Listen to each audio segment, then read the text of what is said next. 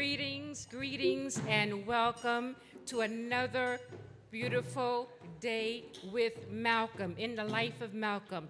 Blessed, glorious Malcolm Friday to everybody. Before we begin,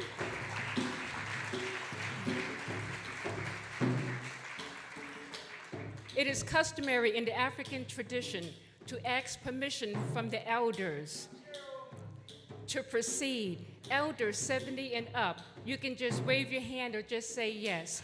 Can I have your permission to proceed? Thank you. First libation always goes to the Most High called by many names, honored in many ways by many traditions, but in the end, when we shed our skin, it is to the Most High that we give our glory. Ashe, Ashe, Ashe. Second libation goes to the guardians of the four corners and the five elements, earth, water, fire, air, ether, that help us on our journey until we meet our Creator. Ashe, Ashe, Ashe.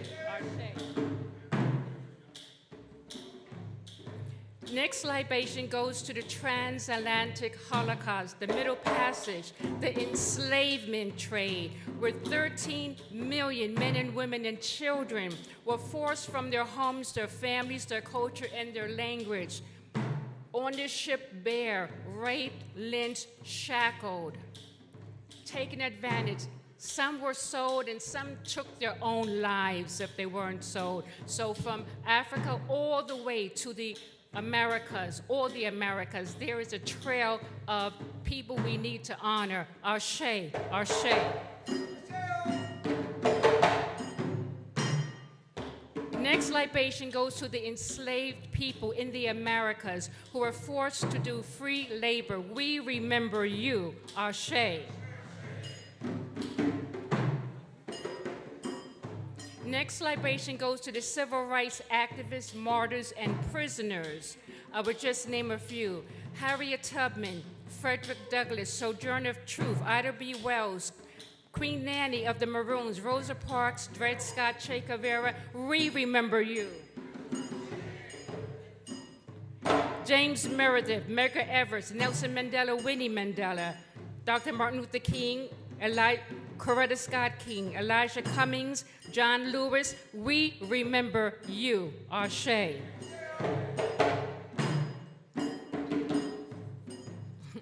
Thurgood Marshall, Fannie Lou Hamer, Ed Mattel, Queen Mother Moore, Marcus Messiah Garvey, Alton Maddox Jr., the Black Lives Matter from the past and in the current. We remember you. Ashe. Historians and educators, John Henry Clark, Dr. Ben, Carter Woodson, Dick Gregory, Dr. Sebi, we remember you. Ashe. Thanks to all the African diaspora that used their talents and gifts in the arts and sports and arts and entertainment to tell our story, we remember you. Langston Hughes, James Baldwin, Gwendolyn Brooks, Muhammad Ali, Maya Angelou, Toni Morris, Nina Simone, to name a few, we remember you. Ashe, Ashe, Ashe.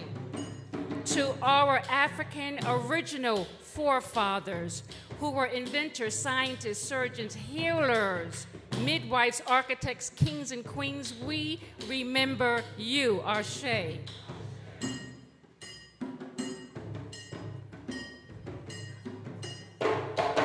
A special libation to Brother Malcolm's family, his grandparents, his father and his mother, Earl Little and Louise Little, we remember you, Ashe, Ashe.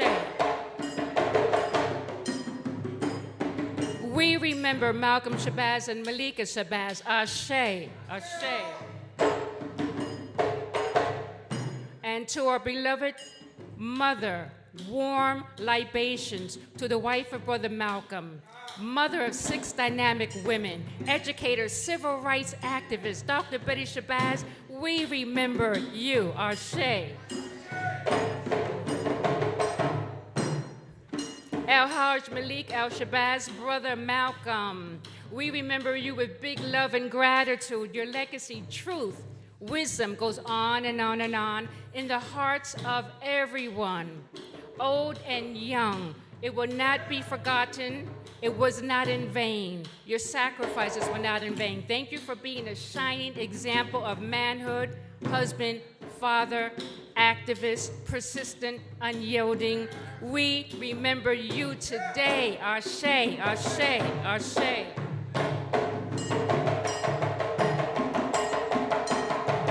Touch your heart, touch your heart, touch your heart, and remember someone in your legacy who your family or a mentor or an educator, inspirer, shout their names out loud. We remember them, we remember them, we remember them. Ashe, Ashe.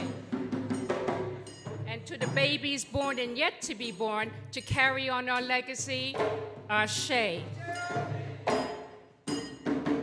And another big, big gratitude and love for Malcolm X, Brother Malcolm, for everything you have done and your inspiration. Ashe, happy birthday, Ashe, happy birthday, Ashe. Ashe, Ashe, Ashe. Ashe, Ashe, Ashe.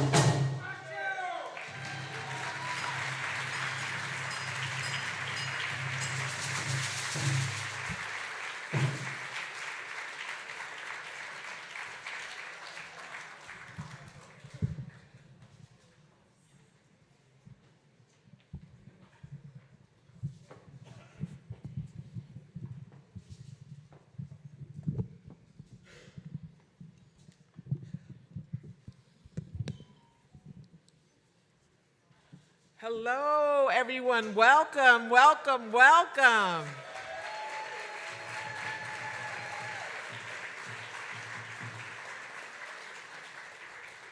I know I saw Spike Lee in the house. Let's give him a round. Woo!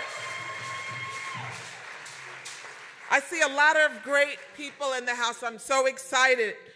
Welcome to the Malcom X and Dr. Betty Shabazz Memorial and Education Center. As Malak, my baby sister, always said, this is the home that Betty built. Literally.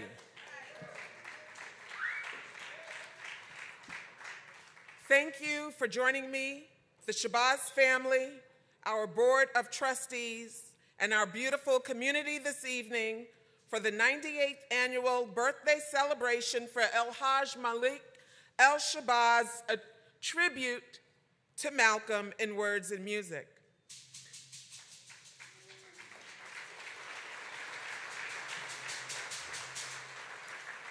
My name is Dr. Ilyasa Shabazz, one of 6 daughters, and I'm honored to carry forth the legacy of my beloved parents as the chairperson of the Malcom X and Dr. Betty Shabazz Memorial and Educational Center.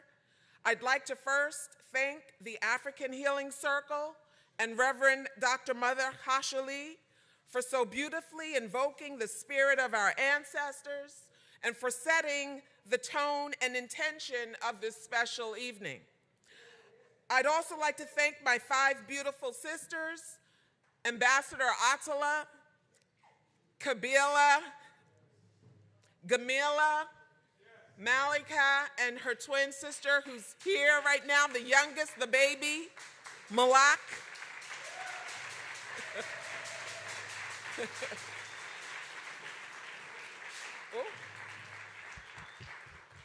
And the entire Shabazz family for continuing this legacy of truth.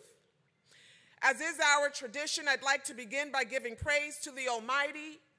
I'd like to give praise to our ancestors, all of them, the refined, industrious men and women who have not been properly honored in history, those whose stories have been improperly documented, those to whom each of us traces our heritage and our identity, those from whom we learn purpose. We give praise to the countless men and women who birthed humanity, who birthed thriving civilizations on the continent of Africa, including those who migrated across the earth, birthing new civilizations in Asia, Europe, the Americas. We give them praise, Ashe. To those descendants who endured physical and psychological trauma, who endured the largest forced migration of a people in the history of humankind. However, today we still stand and we prosper, we are strong, we are vigilant, and we are interconnected as a human family. These past few years have made us aware of our collective wounds, but we must do more to critique, dismantle, and reform the unjust separate set of rules under which our country has operated and continues to operate. America's truth and history must be taught to not only Black students, but to every single student in every school.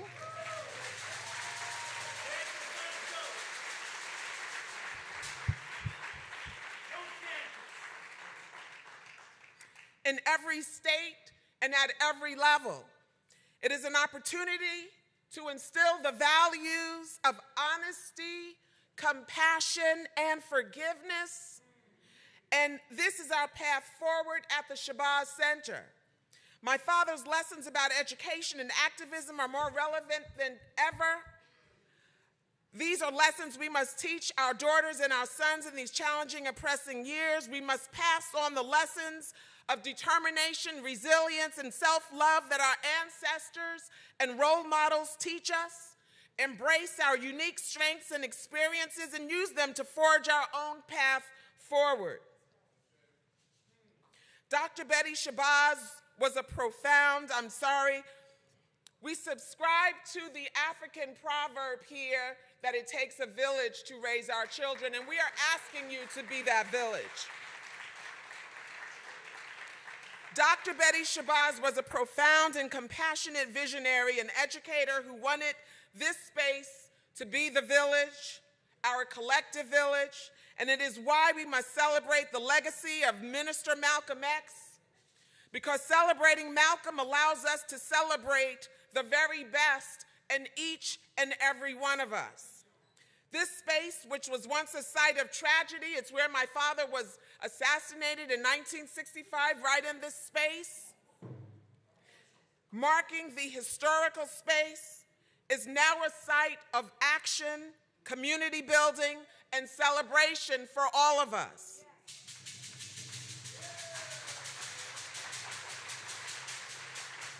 And it is because of Sister Betty who preserved and safeguarded the legacy of her husband, because we all know that we got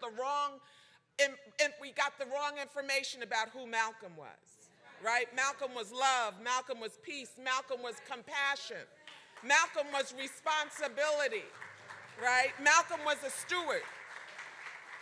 The Shabazz Center is a cultural and educational institution that harnesses and memorializes the legacies of Malcolm X and Dr. Shabazz to incubate social, racial, and global justice movements. And so to our village, those of you who are right here with us, and those of you who are plugged in from around the world, virtually, thank you for joining us to celebrate the 98th birthday of El-Hajj Malik El-Shabazz Malcolm X. We are in for a treat with a great program and a distinctive MC who will guide us through this evening's crash course in reparations, in trust for public land, with a hip-hop and a spoken word performance from this dynamic young brother, Arnstar, an award ceremony, and our guest of honor and keynote speaker, my long friend, Spike Lee.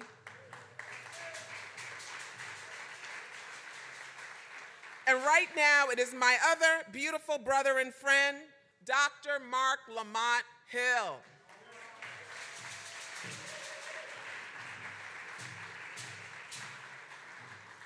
He is an American academic, professor, author, activist, and television personality. We've seen him hosting a bunch of award-winning television programs, including Our Worlds with Black Enterprise, as a BET News correspondent, and even some cutting-edge reality TV shows. Ashe?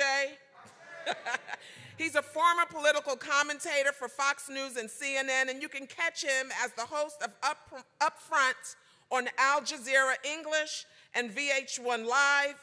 When he's not in the classroom or participating in humane activations, he's in the city of brotherly love, where he's the owner of Uncle Bobby's bookstore and coffee shop. Ladies and gentlemen, let's give it up for our dear, dear brother, Dr. Mark Lamont Hill.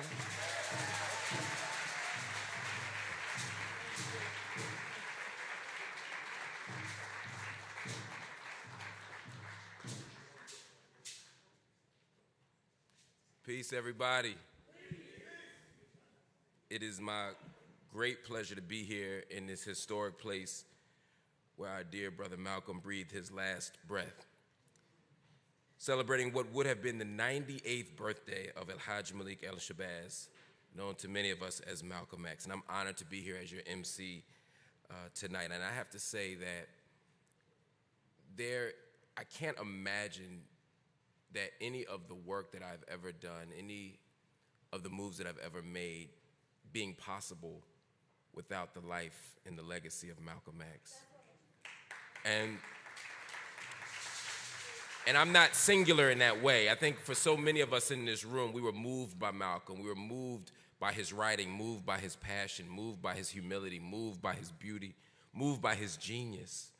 And tonight we get to honor and celebrate that life, that legacy, that tradition, all the gifts that he left for us. And I'm not here to talk, I'm here to MC, but I just had to say how grateful I am to be here with you and how grateful I am for the legacy of our dear brother Malcolm X. This fall, the Met will present X, The Life and Times of Malcolm X, which was composed in 1985 by Mr. Anthony Davis, who many of us know as the Dean of African American Opera Composers. The award-winning baritone Will Livermore will perform the title role in the Met's production of X. He himself is a composer, and tonight we're in for a treat. His composition is called A Golden Day, and it will now be performed by soprano Brittany Olivia Logan and accompanied by pianist Caitlin Tran Terrell. Everybody, here is A Golden Day.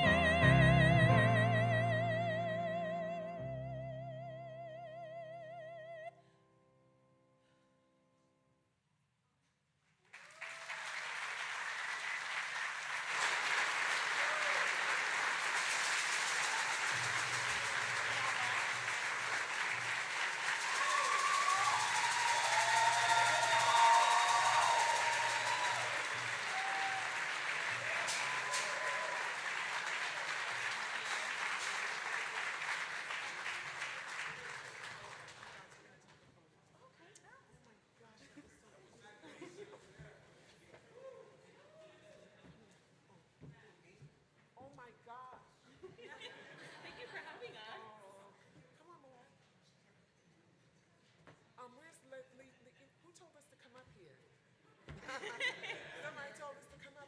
Let me take this off. She showed you guys, right? Where- Have a beard. Oh, wow. Oh, you guys, that was so amazing. I'm sorry, let me just do this. Yeah, there you go. Thank you.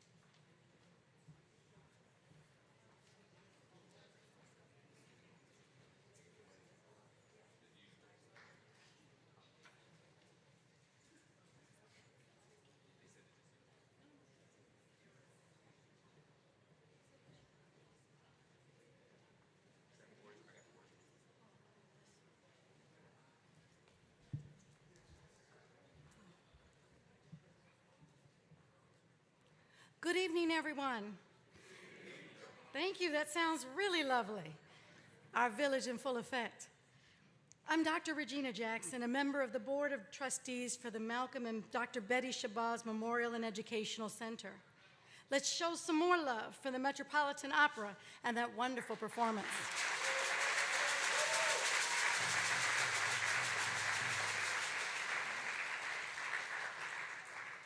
It is indeed an honor to welcome you to the center and to work with an outstanding leader, Dr. Ilyasa Shabazz. She is carrying on the tradition of her mother in education, safeguarding the legacy of our heroes for the sake of properly nurturing generations of children, controlling the truthful narrative of our foreparents ourselves.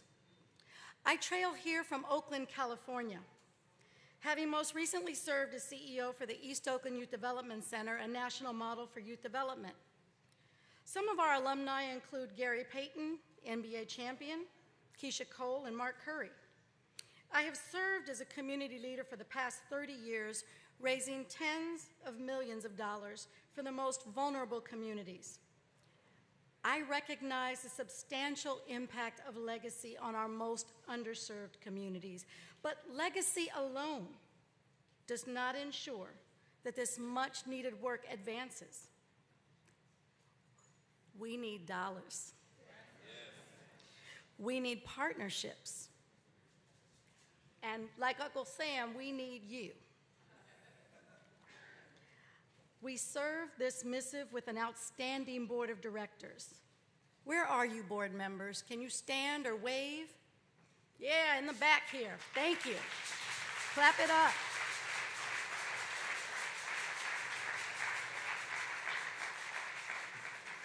And also, we could not do this work without a strong and committed team of individuals who have helped to make this evening possible, both on stage and especially behind the scenes.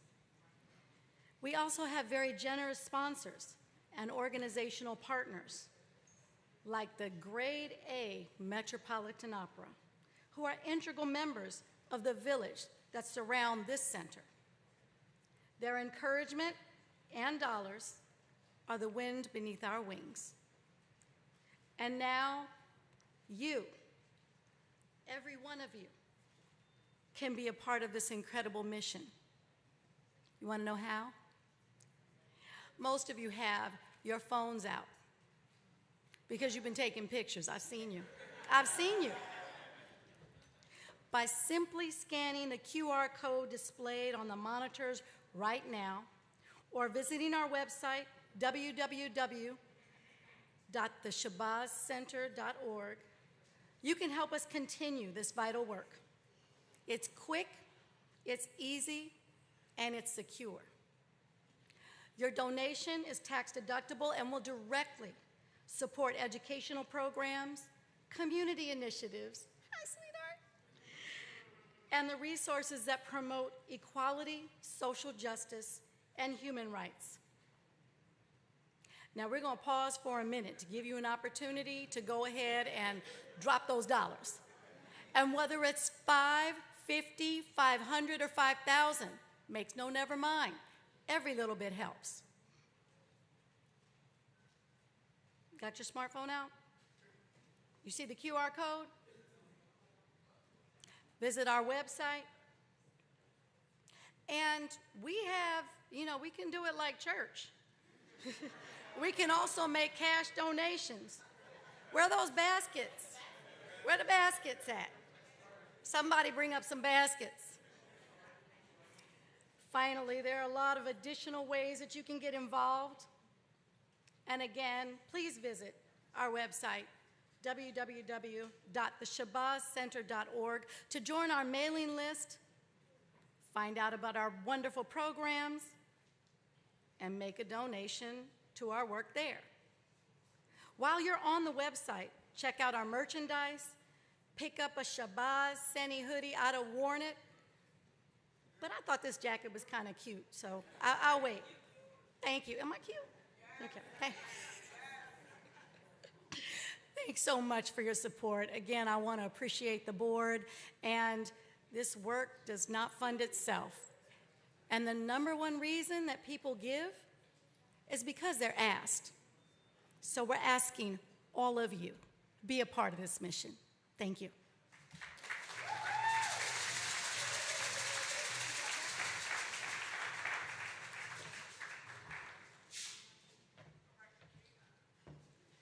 I just want to reiterate that point, family. We have to donate and support our institutions.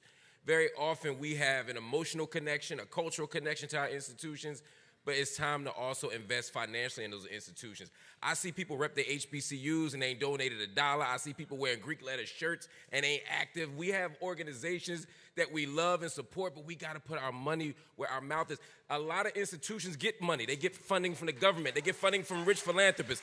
But this was built from the ground up by grassroots folk. This was built by Malcolm and Betty's beloved daughters. This was an institution that we need desperately. And if we want to do it, if we want to say we're in Malcolm's tradition, then we got to reach into our pockets. We got to reach into our phones, however y'all pay, and figure out how to do something to support. And like our sister said, if it's $1, if it's $5, if it's $5,000, they'll even take 50. If you want to make the sacrifice, we'll allow it today.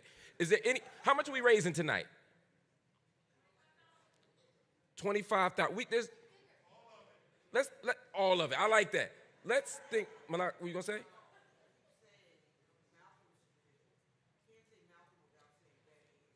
That is absolutely correct. Please forgive me. That's right. That's it. That's it. Always. From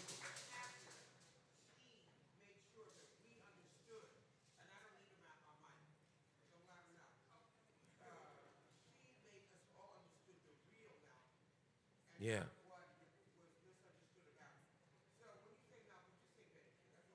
Absolutely. Please forgive me.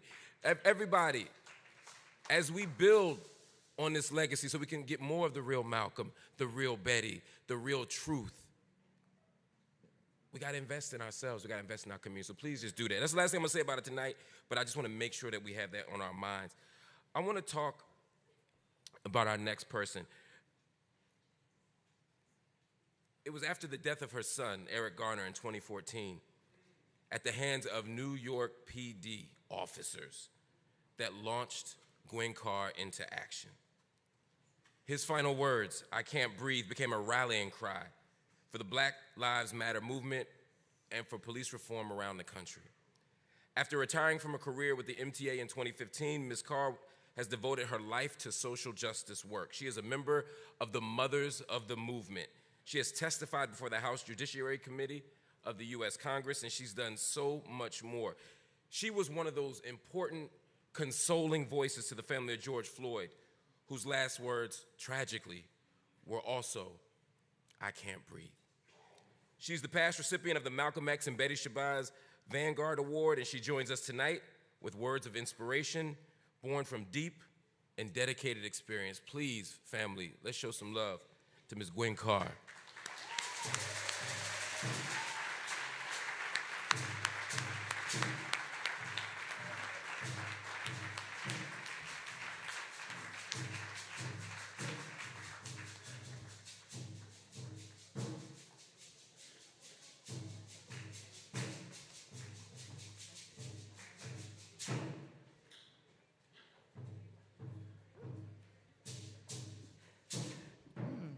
Good evening, everyone.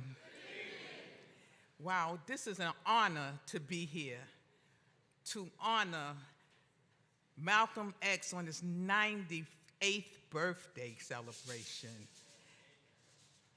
He and Betty are true legends, and I'm so proud that their memory, their legacy will never die, because they got so much family, so many friends, so many followers who are behind them.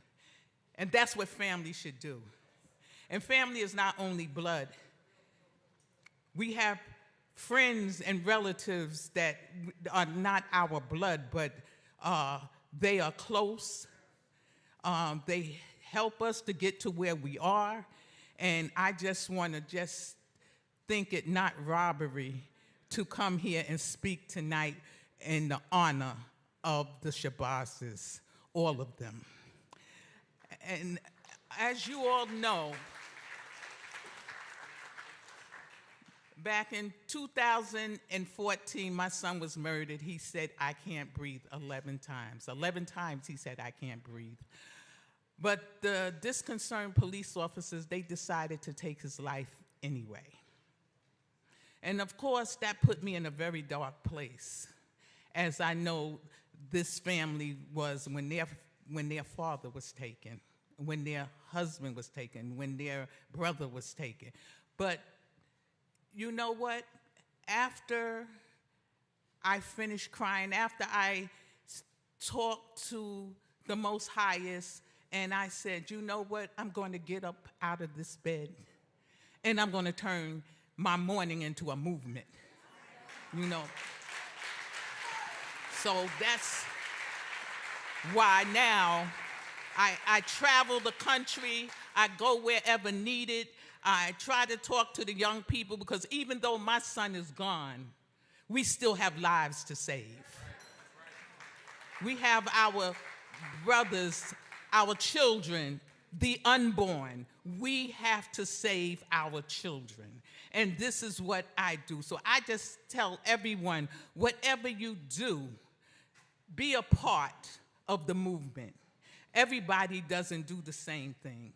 We all have our own lanes, you know, so we stay in our lane, whatever we do.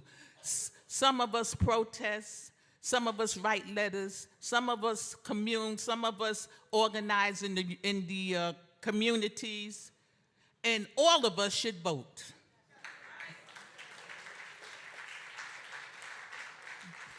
Because voting is our most powerful tool. And if you don't believe it, why would so many rich people try to restrict our vote?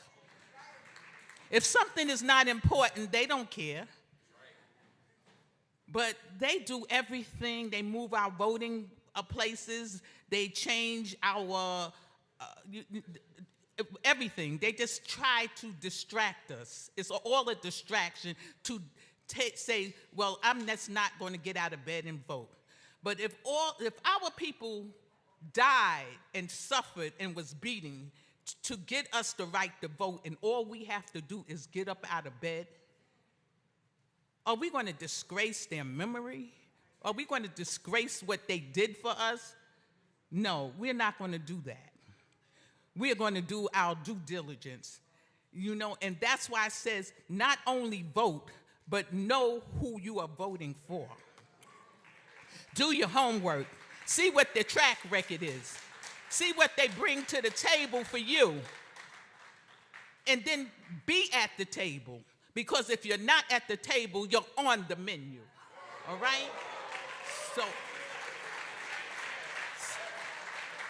So this is such an inspiring crowd, and just like Malcom X, I know his memory will be infinite. It will never, ever die. And that's what I'm trying to do for my son. I'm trying to make his memory where other young people can follow, and we're going to do what we have to do for our young people. That's why I go to Albany on a regular and try to get laws changed, which now we do have the Eric Gardner anti-chokehold bill. Yes.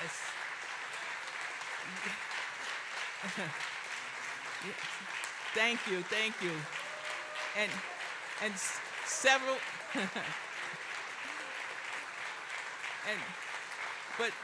but although this is a state law, but we got to make this national. We don't want anybody choking anybody anywhere, you know? So we have work to do. And I am going to continue to try to change laws. I have about 5 or 6 laws, but my name is on it. And I am going to pursue that because we do not want another mother like myself to be crying and mourning over their child for senseless killings. And we want that to stop now. And I thank each and every one of you for listening. I thank you for being here for this celebration. And I hope on my 98th birthday, you all come.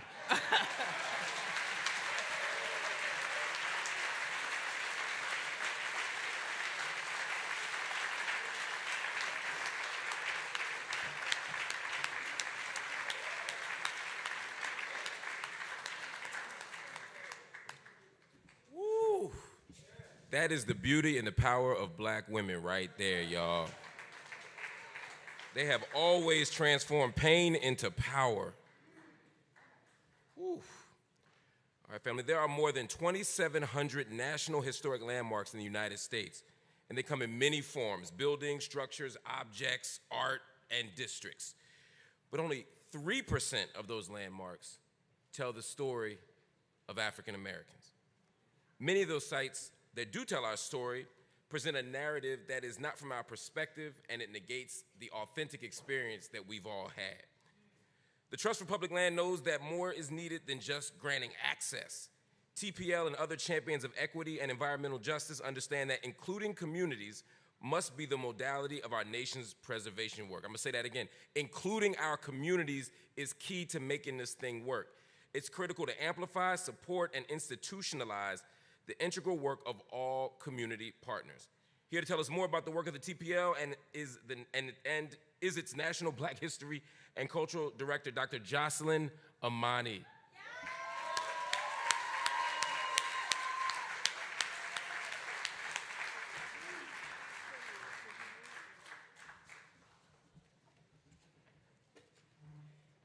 Good evening. Thank you, friend. In the name of God, who is always merciful and oh so kind, I bring you greetings of peace. I want to give thanks to my dear sister, Dr. Shabazz, and the staff of the Shabazz Center. Thank you all. I see you're working and ripping around here for granting me the opportunity of speaking with you this evening. I'm so honored to spend this time with you in fellowship and in recognition on the occasion of our beloved brother Malcolm's 98th birth anniversary. He is a light that was snatched away from us far too soon in the physical plane. But thank God that his spirit, as well as the spirit of our dear Queen Mother, my sweet, sweet soror, Dr. Betty Shabazz, continues to walk and dwell among us. They inspire us to think and to act. So as Brother Dr. Malcom X introduced me, I'm Jocelyn Amani, and I'm the National Director of Black History and Culture at the Trust for Public Land. Let me ask you a question. Have you ever been to a site that told a black story, Raise your hand. Raise your hand. Keep your hands up. Now, put your hand down if that told a story about slavery. Put your hand down if that told a story about civil rights. Look around. Look around. That's not a lot of us. And I want to be clear. I'm not against stories of slavery, stories of civil rights. That's necessary. We must share those stories of how our ancestors traversed unthinkable horrors of white supremacist domestic terrorism to build and maintain their families, to secure personal dignity, and to dream new dreams of freedom. We must remember those stories of how our ancestors survived during the time of enslavement and during the modern civil rights movement, because white supremacist domestic terrorism has evolved in its manifestations and continues to plague this nation. However, the Black experience is so much more dynamic than just surviving. We're doing more than reacting to and responding to the evils that we confront on the daily. The reality of Black life in America includes love, joy, faith, and self-determination.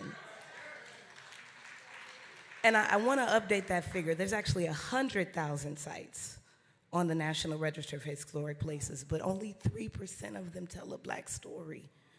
There are 14%, African Americans make up 14% of the nation's population.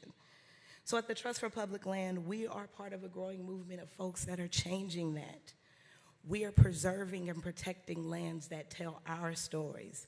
We've done this work at sites like Martin Luther King National Historical Park in Atlanta, Georgia. We've preserved Nicodemus, which is the oldest and only settlement west of the Mississippi, Black settlement that remains. We've done this in Nat Turner Park in Newark, just across the river, right? And we continue to do this work. We aim to protect land and create more sites where Black stories can be shared and enjoyed. We aim to create spaces where Americans can come together to reflect upon the truth of our shared national heritage. We aim to create spaces where citizens, especially Black folks, can bring their families and leave feeling proud. God willing and the creek don't rise, some of these spaces will have the names of El Haj Malik and Dr. Betty Shabazz on them.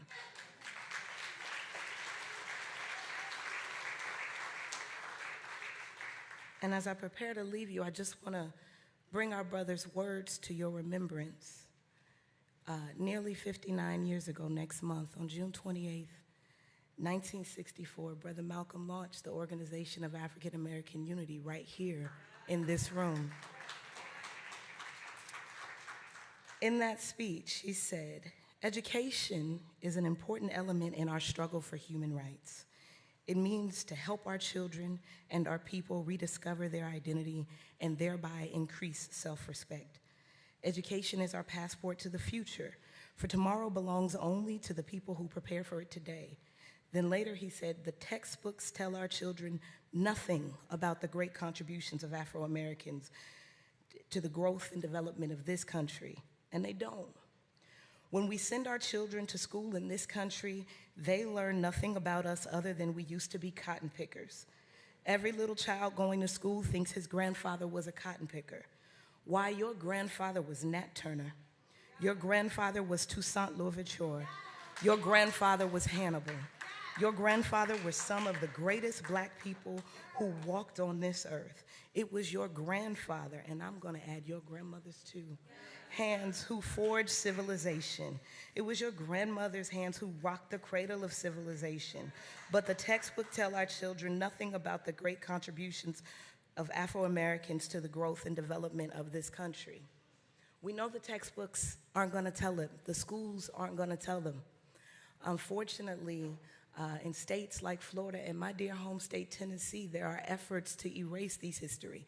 That's why we have to have spaces, parks, historic sites, museums, memorials, and the like, where our communities can gather and learn who we are. Thank you.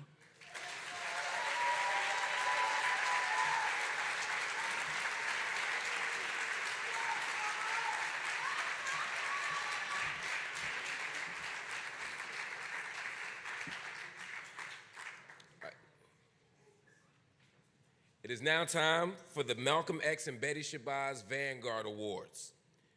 The Shabazz family initiated the award about 15 years ago to recognize stewards who embodied the qualities of excellence and uplifting humanity through their work. Our first awardee, Dr. Frederica Newton. Give a round of applause. It is a famous last name. She is the co-founder of the Huey P. Newton Foundation. She is the epitome of Black Don't Crack. She is a former Black Panther Party member and the widow of Huey P. Newton, who, along with Bobby Seale, founded the Black Panther Party for self-defense. They are part of this legacy.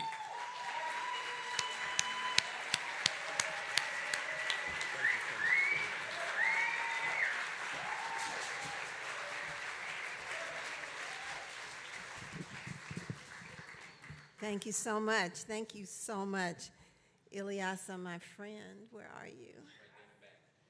Where are you, sis? There you go. You are a North Star for me. The work you're doing, the work you've done, it's inspired me in so many ways. And I really, really thank you. My husband, my late husband, Dr. Huey P. Newton, founded the Black Panther Party with Bobby Seale in 1966 in Oakland, California. Yes.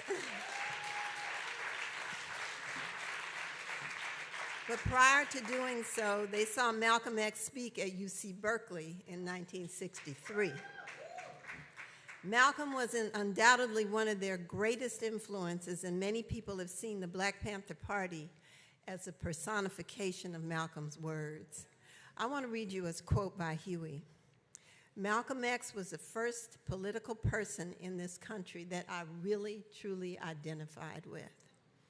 And we continue to believe that the Black Panther Party exists in the spirit of Malcolm. The party is a living testament to his life and to his work. Malcolm's teachings were fundamental to Huey and to the entire Black Panther Party. In fact, the autobiography of Malcolm X and Malcolm X Speaks were on the required reading list for Black Panther Party members. While it is more obvious that the Black Panther Party was tied to the teachings of Malcolm, they also greatly admired Sister Betty Shabazz. While it is more, Betty Shabazz, Sister Betty Shabazz, came to San Francisco in 1967, and the Black Panther Party served as her bodyguards and protectors while she was there. I love that they cared for her like that, but I'm not surprised because of the high regard and esteem the Black Panther Party held for Malcolm and Sister Betty. And that's one of the reasons why I feel such kinship between the Shabazz Center and the Black Panther Party Museum that we are building right now in Oakland, California.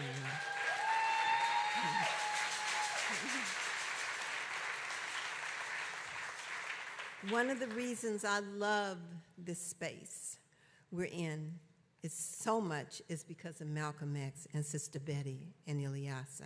There's inspiration here for me. Last year, the Dr. Huey P. Newton Foundation moved into our very first brick and mortar space in the 28-year history of our foundation. Thank you. 28 years. And I see so many similarities between here and what we're working to create in Oakland. Just like Malcolm inspired my husband, Dr. Huey P. Newton, we are inspired by the work of the Shabazz Center. And we're not just working to preserve history. We are the continuum between the past and the future. And that's why we do not take the work of the Shabazz family lightly. There is nothing more important than a legacy, because without it, we will be lost to the wind. I'd like to even add, as Chairman Fred's son, Chairman Fred Hampton Jr., who is chairman of the Black Panther Party, says, your legacy is more important than your life. We are in the business of inspiring the next generation to move like Malcolm and act like Panthers. And there's nothing we've ever, and something we've never seen before. These young people are strong and resilient, And I feel more inspired now than ever. Keep doing the work. I know I will. Thank you for this tremendous, tremendous honor, of which I'm so greatly grateful. I can't get it out, but I'm truly grateful. And I just want to leave by saying all power to the people.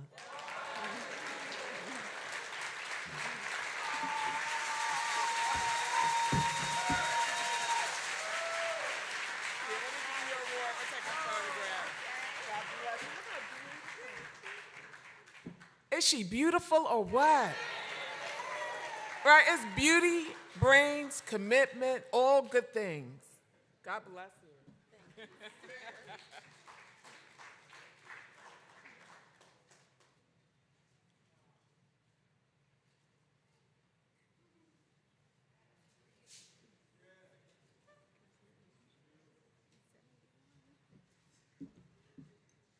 So guess how old she is? She is 71 years old. Black don't crack, Spike. Right? Spike said black don't crack.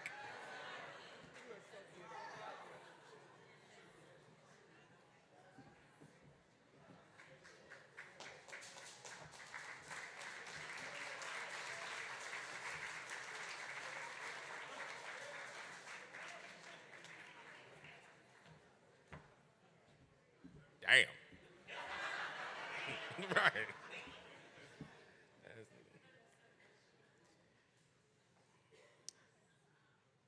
Omaha, Nebraska is the birthplace of Brother Malcolm on May 19th in the year of 1925. It's where he was just inducted into the Nebraska Hall of Fame, and it is also the home of the Malcolm X Memorial Foundation. The foundation was created in 1971 by Rowena Moore as a memorial for the birth site of Malcolm X. Its mission is self-reliance through radical movement building. The foundation owns 17 acres of land, which includes Brother Malcolm's former home site in the heart of North Omaha, and the Shabazz Community Garden and Greenhouse. For its effectiveness in bringing Omaha residents together through educational programs, a community radio station, town hall forums, civic training, and a plethora of events, we salute the Omaha Malcolm X Foundation and present the Malcolm X and Shabazz Vanguard Award to its executive director, Joanna Lafleur Ajike.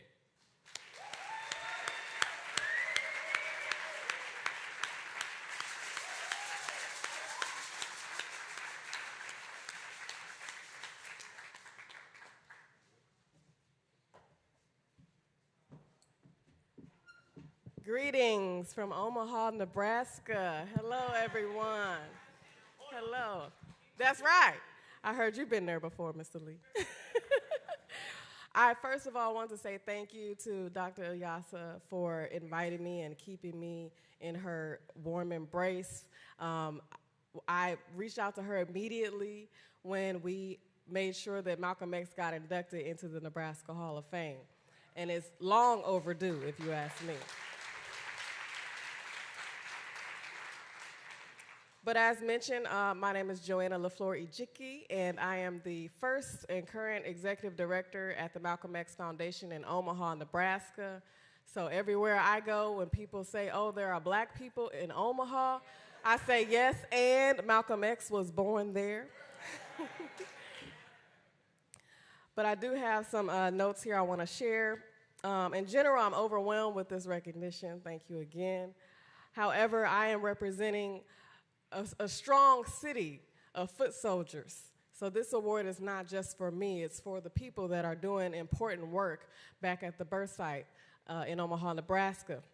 And I was overjoyed when I heard Dr. Imani here speaking about preserving important sites across the country, and Omaha is one of those. And in fact, we were founded by Rowena Moore in collaboration with Atala in 1971. So we started with 9 acres, and now it's 17 acres. And we have intentions to make sure that we're doing important work to continue that legacy. 40 acres, you're right. One step at a time, brother. And the mule, as well. Yes, ma'am. Ambassador Atala Shabazz, thank you very much for correcting me. Currently, we are getting ready to bring in the 99th year of Brother Malcolm's life through the Hall of Fame induction ceremony, and that will happen next year in May.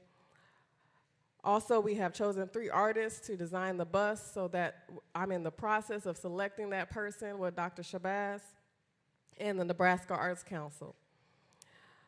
But earlier today, we celebrated Malcolm's 98th birthday, and I'm grateful to have the community still supporting the Malcolm X birthday legacy since 1968. So hopefully in May next year, I'll see some familiar faces from this room. In Omaha, Nebraska, I am inviting you officially to come join us for the induction celebration. So again, this is an important moment for this generation in order for us to prepare for teaching the youth about Malcolm X, because it's not being taught in the school systems. It's erased from the textbooks, and we have a lot of work to do, but I'm grateful to be a part of that charge. So again, I hope that you all will find me later and figure out how you can book that flight to Omaha, Nebraska. We do have 12% black people there, so there are plenty to commune with. So I look forward to that. Thank you.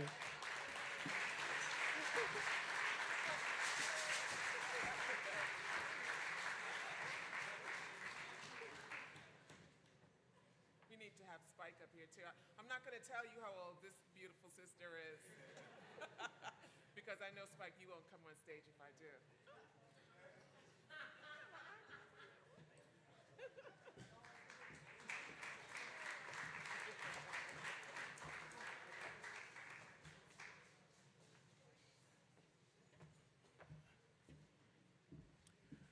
Repair America Collective. It is a dedicated group of grassroots community organizers moving in solidarity for intersectional healing. Its mission is to repair harm in our communities by elevating humanity through 4 pillars: learning, sharing, healing, and celebrating. The collective was founded in 2022 in the greater Boston area by community activists who were instrumental in the passing of reparations policies within the city of Boston and Cambridge. Here to give us a crash course in understanding reparations are Repair America's collective founders, Aziza Robinson Goodnight, Saskia Van James, and assisted by 2 young members of the collective, Jalen Conway and Harrison Clark. Please give them a round of applause.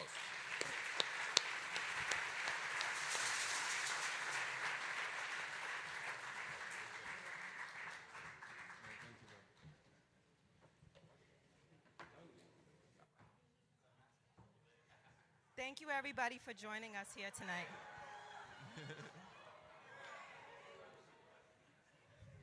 We have our youth here with us tonight because the revolution is always in the hands of the youth, as they like to remind us.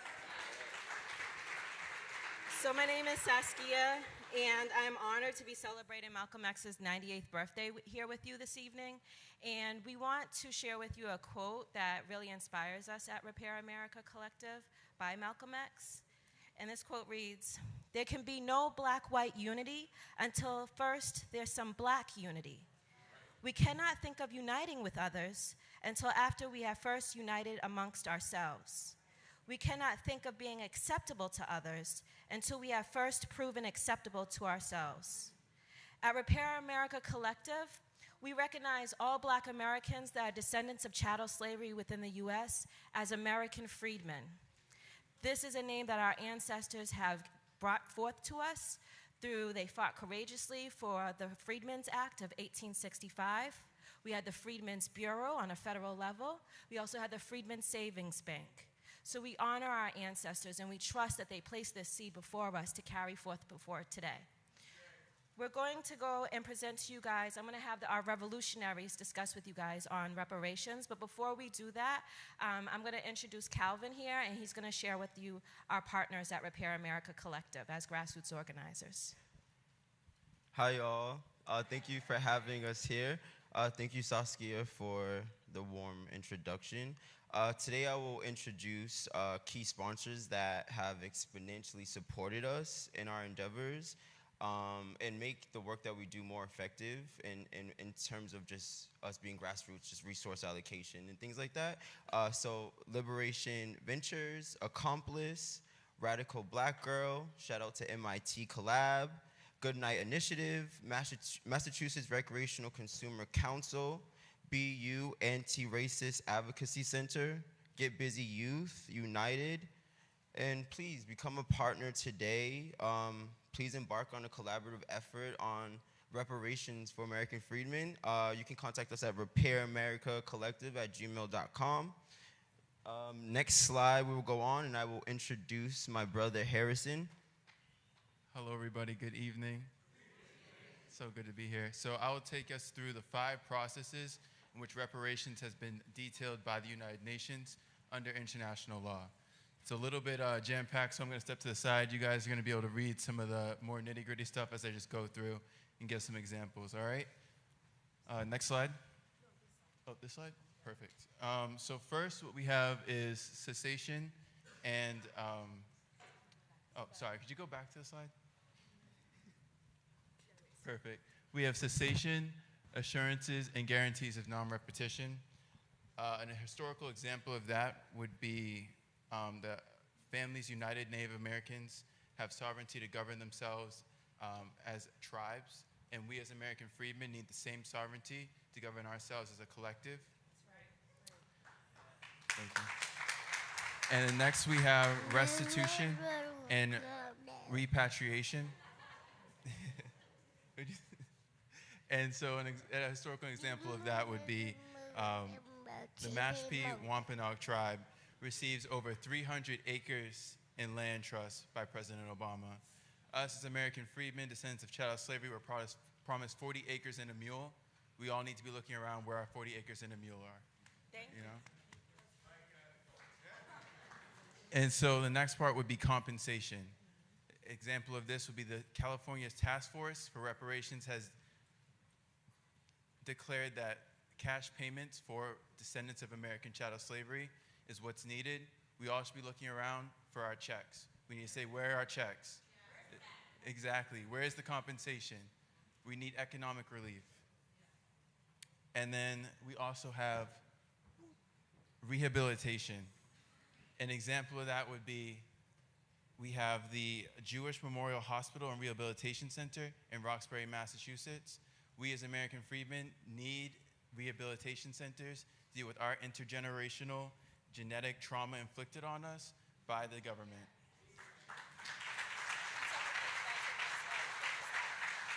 Oh, one more, just one more. And then, sorry, could you go back to the last slide? And the last one we have is satisfaction. This one's really important. So the city of Boston was the first city to acknowledge the harm done by American chattel slavery to the descendants. So American freedmen are owed reparations until satisfaction is met. We get to say the terms of what this is sufficient. No one else gets to say this is enough. When we're satisfied, that's when enough is enough. Next slide, please. And now I'd like to introduce Jalen, who will lead us to the next half. Hi, everyone. My name is Jalen. Nice to meet you all. Hope y'all having a good night. So if you want to learn more how to, be a partner with us and do work with us with Repair America Collective, you can come to our Tuesday night at 6 p.m. and simply type into your phones bit.ly/repair action hour 2023. So join us virtually, and if you have any questions, you can contact us at Repair America Collective. And I just want y'all to know, thank you for your time, and it's time to push the revolution forward because reparations is a debt owed for 400 years. My generational wealth is $8. I'm tired of waiting. What am I supposed to do to pass down to my son? That is nothing to pass down. So we must come together. We must stand in solidarity because reparations is a debt owed. And anybody talking down on reparations, they must be checked. They must be checked. That's it. Thank you, y'all. This is our youth, y'all. This is our youth.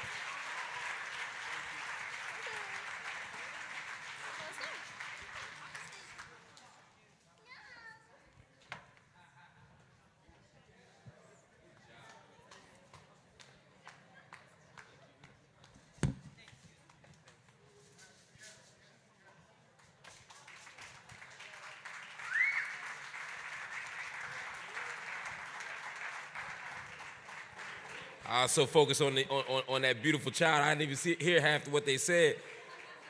But it's so important, y'all. Message to the grassroots. November 10th, 1963. Malcolm X talks about what a black revolution is. It's not a Negro revolution, it's a black revolution. The key to black revolution is land. It's resources. We can't do that without reparations. Reparations is not abstract, it's not impossible, it's not undoable. They found trillions when American capitalism was on the line during COVID.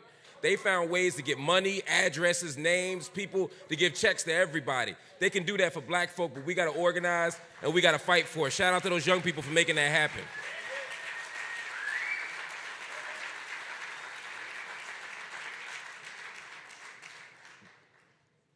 The subject of reparative justice is also top of the mind for this next sister. Her name is Dreesen Heath, and she's a reparatory justice expert, and she's an organizer. One of her recent research endeavors documented the continuing conditions of pervasive inequality and structural violence stemming from the 1921 Tulsa race massacre. That's another thing they don't want y'all to remember. In Oklahoma, one of the most horrific massacres of racial violence in American history. This research may even work the Human Rights Watch at the Center for Research and Education and Social Policy at the University of Delaware. That's where she examined community health and education policy with a particular focus on food insecurity and food access in low-income communities. Please give our sister a round of applause. Dreesen Heath.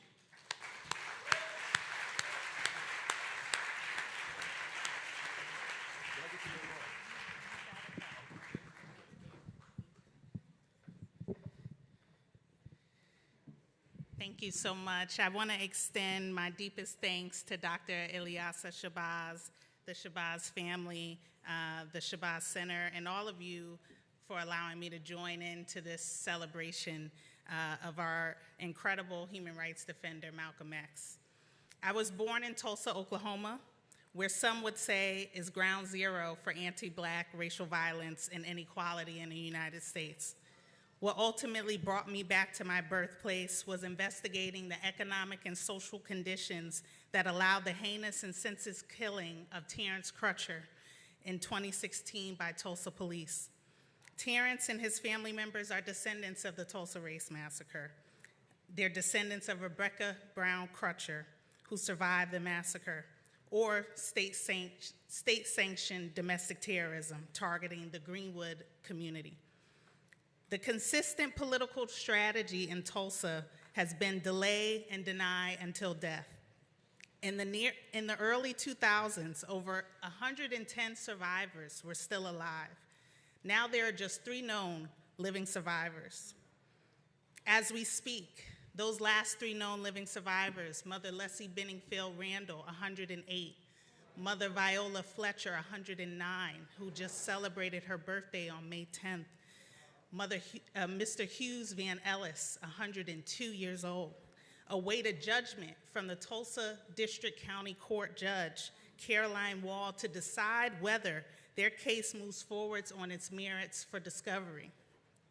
I watched the survivors plead to the federal government in front of the world in 2021, saying, please don't let me leave this earth without justice and reparations. But their plea also joins a chorus of others.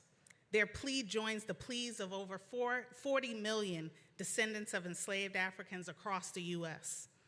Reparation is a survivor-centered process that should not be hijacked by the government or other special interests.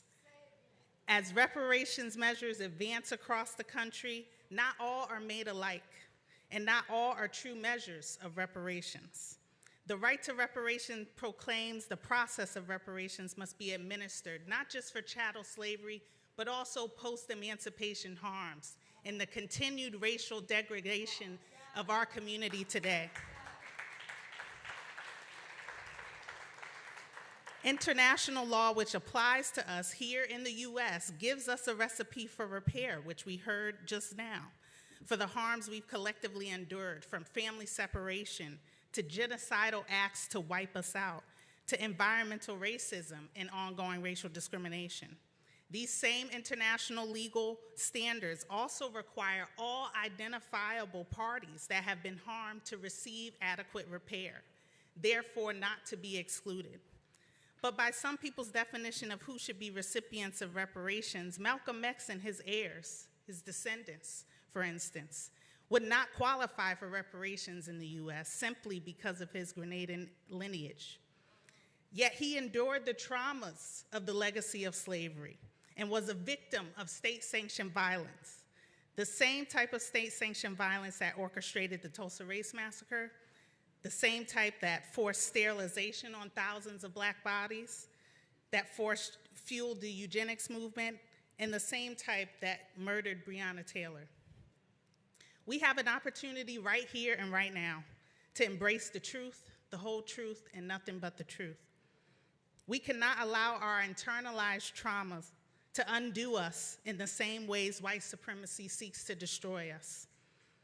Malcolm X insisted that progress for Black people was intimately tied to the progress of people of African descent across the diaspora.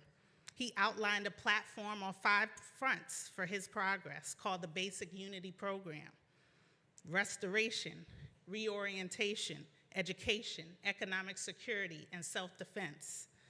It is in that same vein that with the strength of the ancestors, myself and many reparations advocates across the country worked alongside the powerful and graceful Congresswoman Cori Bush from the great state of Missouri to introduce her Reparations Now resolution this week. This resolution brings forth a comprehensive and holistic framework for federal reparations that have never been entered into the congressional record before. It also includes an explicit call for, at minimum, $14 trillion to help close the racial wealth gap. But we know that that is just a down payment because the economic damage extends far beyond that. We fueled the global economy. No community in the US has ever won reparations without multiple policy proposals and strategies on the table. We know repair is possible. The federal government pays the 9/11 victims. They pay veterans at Camp Lejeune. How many of you have driven down the street and heard that commercial, or listened to the TV and heard that commercial? They should be doing that for us. But they seem to have a problem with repairing harm for Black people. Therefore, we must stand ready to meet this moment and the needs of our people.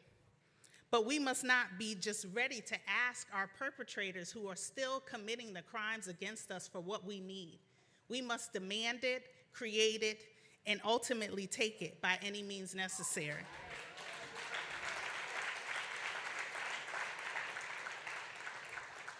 In Malcolm X's 1970 book, By Any Means Necessary, he spoke of reparations not as a choice or as a last resort, but as the only way to rectify the inhumane atrocities against Black Americans. And I quote, "The only reason that the present generation of white Americans are in a position of economic strength is because their fathers worked, our fathers, for over 400 years with no pay. We were sold from plantation to plantation like you sell a horse or a cow or a chicken or a bushel of wheat. All that money is what gives the present generation of American whites the ability to walk around the earth with their chest out, like they have some type of economic ingenuity. Your father isn't here to pay. My father isn't here to collect, but I'm here to collect and you're here to pay."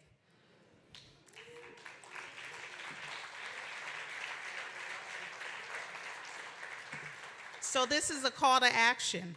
Please go to justiceforgreenwood.org to support the Tulsa Race Massacre survivors and descendants. Please help us gain more support for Cori Bush's reparations legislation, a historic measure that is not just symbolic, is a pathway forward. And organize in your own backyard. The New York State Legislature is trying to push 2 assembly bills right now on reparations by June 8th. So there is a call to action here. Again, we are here to collect by any means necessary. Reparations now.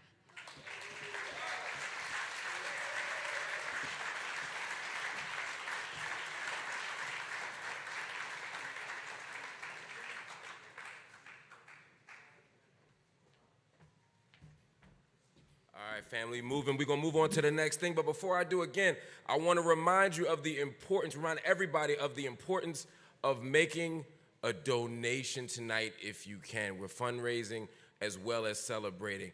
And I'm going to just get the energy going here. Again, we're raising, how much did what was on that screen? Was it 50? Let's say 50. I know Dr. G ain't going to say 50. He probably said like 25. But it's cool. Let's say 50. We close. But we can beat that number, y'all. We can beat that number.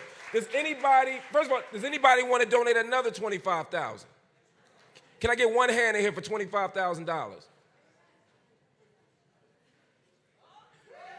There we go. There we go. There we go. Thank you, Spike Lee, for $25,000. I'm so grateful for that. I won't make a New York Knicks joke. Look. Oh yeah, never mind. They good.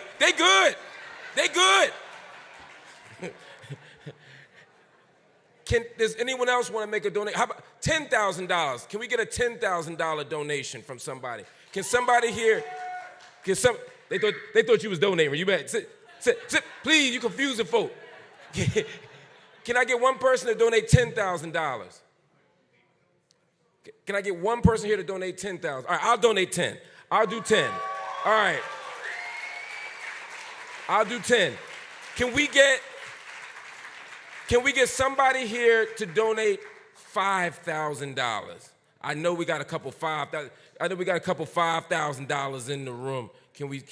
I think if one person do it, other people are gonna feel energized to do it. We got one around the room. We got anybody here for $5,000? How about $2,500? We moving, y'all. We moving. Come on. $2,500. Can I get a $2,500? All right, how about this? $1,000.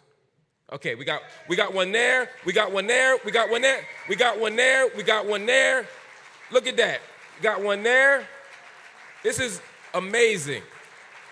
This is amazing, y'all. That's 5 people. Now we ain't doing like the other places. I'm trusting y'all gonna go on the phone and do this right now.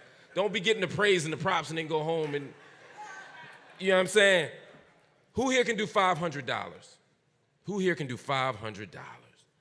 There we go. That's another $500 right here. 500 right there. 500 right there. 500 in the back. 500 right there. Oh, this is good. Y'all feel it? Okay, last one. Who can donate right now $100? Just $100. There we go. I don't say just. That's a lot of money. 1, 2, 3, 4, 5, 6, 7, 8, 9. You see what we doing here? Look what this is programming for the year. This is education opportunities. This is travel and trips. This is building a legacy, y'all. Who here can donate $50? That's right. And let me ask one more question. Who can do something? Who here can just do something? I don't care if it's $5, $10, food stamp, whatever you got. Who can do? Everybody, we just ask that you go on here right now. Just take 20 seconds and make it happen. Just take 20 seconds and make it happen, y'all. We love you. We're grateful for you. Give yourselves a round of applause. This is what Black self-determination looks like.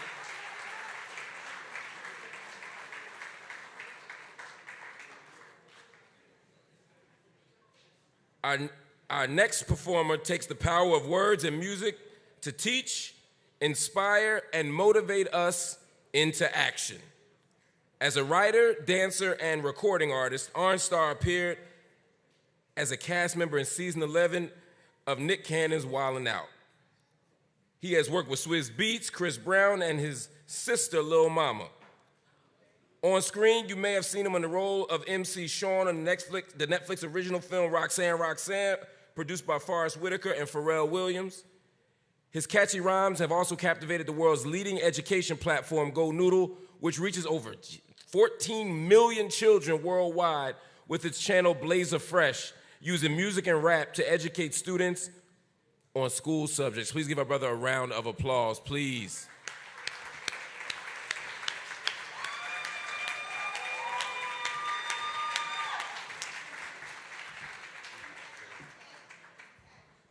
Good evening. Look like we just fulfilled some goals as a unit.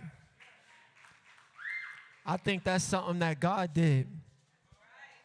I was going to play the music, but I feel like the words is going to be a little bit more impactful. So I'm going to do this one a cappella.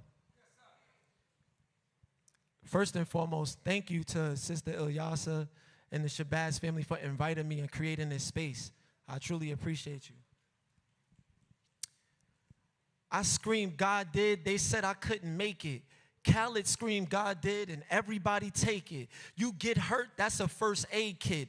Me, I call on C.J. Wallace. Hold on, that's big faith, kid. Dodging all these fake tricks. After April Fools is the Matrix. You June bugs, you're lying on the 8th trips. Roll a head crack 7 times, that's a complete win.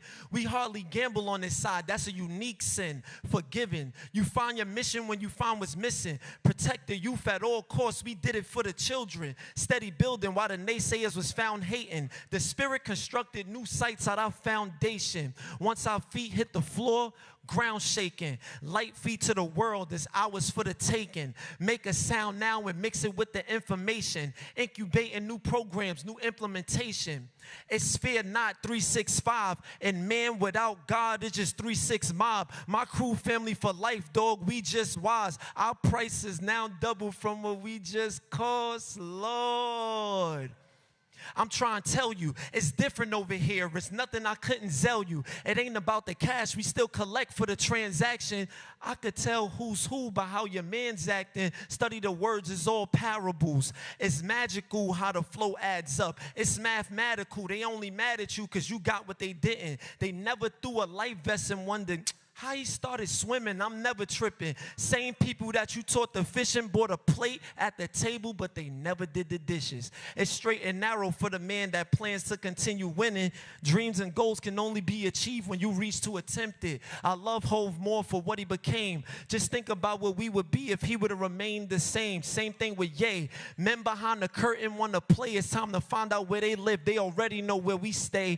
They know how the money system travel, how they accumulate. Black dollar power rerouted while we consume their hate. Try to pump the fake. Us being down is what make them great. Hebrews to Negroes, but somehow we can't relate. Slavery, Holocaust, waging all kinds of wars. Inflation is another whip station, make you holler the course. Cross the boss and get crucified by the cross. The slave ship was owned by who? Review the names on the boards. It's time to put down these fake crowns, aim for the Lord. You worry about who just got slapped, but ain't facing yours. Your feet is on the land that's not connected to your core. On the explore page, but never turned the page to it. Nas and Wu-Tang already said that the world is yours. Michael said, heal the world, what I gotta repeat it for? The greats already stated their case you choose to ignore. You thinking it's sweet, but it's healthier when it's raw. I'm reading the ingredients, finding out what's in store. Rest in peace, take off. Time to offset the noise. I'm gathering my amigos, it's time to prepare for war. You labeling me crazy because I'm pointing out what's wrong.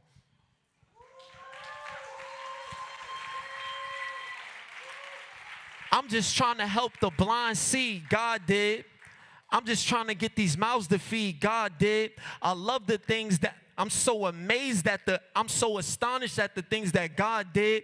I profited at churches, synagogues, and masjid. So next time, go and tell them what God did. Why? Because X showed us what Allah did. Peace.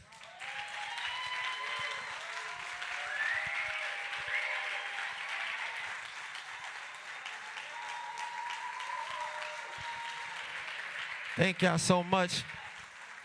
My name is OnStar. Once again, I'm truly grateful to be here.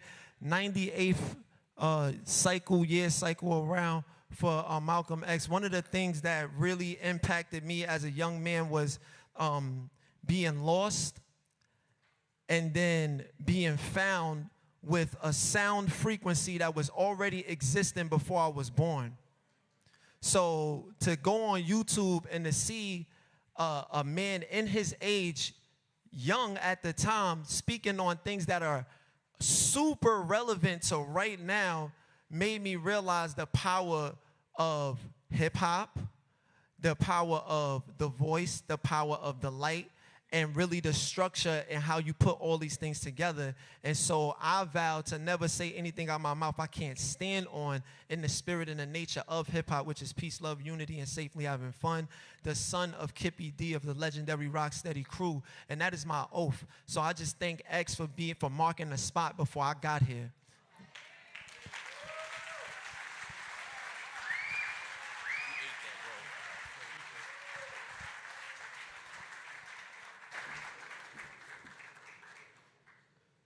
For 25 years, our next awardee was one of New York City's top correspondents and anchors on WNBC TV News. Then Carol Jenkins turned her attention to activism for women and children's rights. How many of you know that the Equal Rights Amendment to the Constitution still in 2023 has not passed? That's crazy.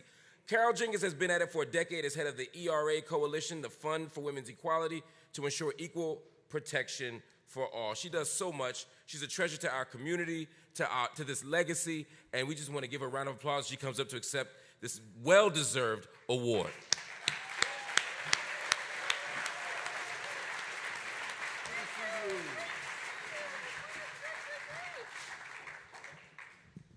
I must say that every time I am in this space, I enjoy every single minute of it. Do I have an agreement here on that? It is incredible. And I do want to say that I'm from Lowndes County, Alabama, where the Black Panther Party was founded. All right, we still have the farm. It's time, I think, for a reunion. So come on back. Everybody's invited to the backyard party. The Black Panthers come back to Lowndes County. I want to say, Dr. Shabazz, thank you so much for this every single moment of every minute we're in this space, that we are learning something and breathing in the life that the Shabazz family has given to us through all of these many, many, many years. In November of 1991, I know that was a long time ago, I sat next to Dr. Betty Shabazz on an airplane headed to Jan Smuts Airport in South Africa. We had a long time to talk, and I learned so much from her on that plane trip. Apartheid was still in full force in South Africa, but Nelson Mandela was free. New York City's first black mayor, David Dinkins, was on the way to offer help. Betty Shabazz was a part of the contingent of experts Mayor Dinkins was taking to survey what needed to be done in South Africa. He was offering help. I was a reporter covering this historic trip. Well, the mayor was so smart to take Dr. Shabazz because she was a smart woman. Expert in health and academic administration, she was a real, true leader, as you can tell from what she's created here. We should never, never, ever forget, her brilliance and what she accomplished within that family. If you have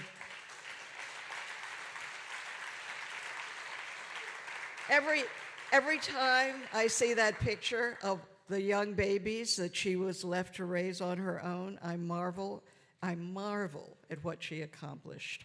So congratulations to all of you and to us for her contribution.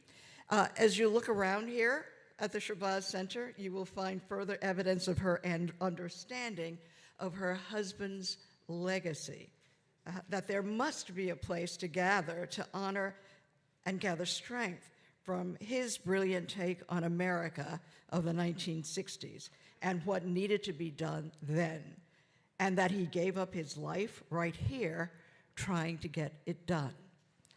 I'm so glad that my grandson, Sam, 10 years old, is here to experience this close to what Malcom X and Betty Shabazz did, my daughter Elizabeth and my sister Holly. It's family. This is what a family created for the rest of us, the Shabazz Center. One of my favorite Malcolm X quotes, and the man sure had a way with words, I must say this, was about peace and freedom. He said, "You cannot have peace unless there is freedom." He said, "You cannot enjoy your life." And I think about that a lot these days, as freedom is snatched away from us right before our very eyes. Our voting rights, our reproductive rights, our equal rights, our books are all being taken away from us right before our eyes, and we are standing around trying to figure out what we can do about it. And we've heard some answers tonight, and I thank the previous speakers for giving us many of those answers. I spent the last decade working to do what one would think would be a simple thing. I wanted to amend the Constitution, wanted and still want to amend the Constitution of the United States so that people cannot be discriminated against because of their sex, however they define that sex. Can you imagine, is that a complicated thing to say? It doesn't exist in our Constitution now. So women and binary people, trans people are all excluded from the Constitution. And we've only been working, all told, for 100 years on this. We're getting closer. We're closer than ever. Dr. Shabazz is on our advisory council and has been tremendously helpful in moving this forward. My other work now includes eradicating child poverty. Now, to me, it doesn't make any sense at all that nearly 13 million children right here in the United States, the richest country in the world, cannot find enough food to stave off hunger or a safe place to sleep at night. That's right here in America, not some other country that we think that we should send help there. I'm talking about here, 13 million children. We hope that you will join us on our podcast, the Invisible Americans podcast, our website, the work we're trying to do to give a voice and a presence and visibility to what we call the invisible Americans, the poor that live right here with us, that we're doing nothing about. But I want to thank the Shabazz Center because you are doing something, and you have been doing something since its creation in all of these spheres. And it's been my pleasure. And we'll see you in Lowndes County.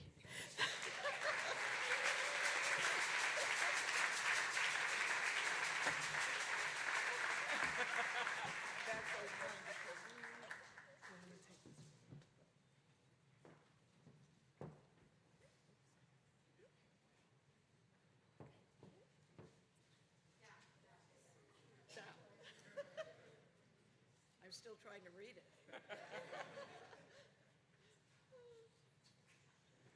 Great. Thank you so much.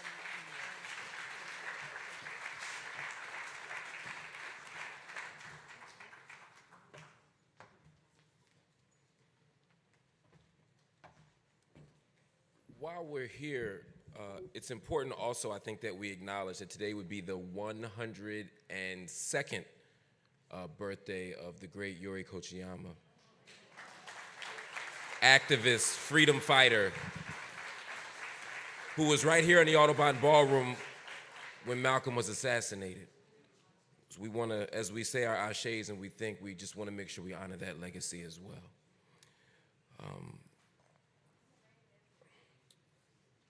Our next performer hails from Ferguson, Missouri, and uses his trumpet to give voice to the voiceless. His music draws on many different genres to create a sound that is uniquely modern and unmistakably American.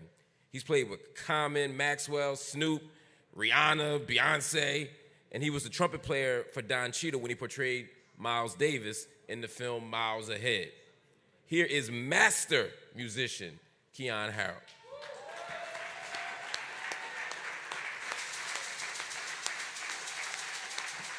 Master musician.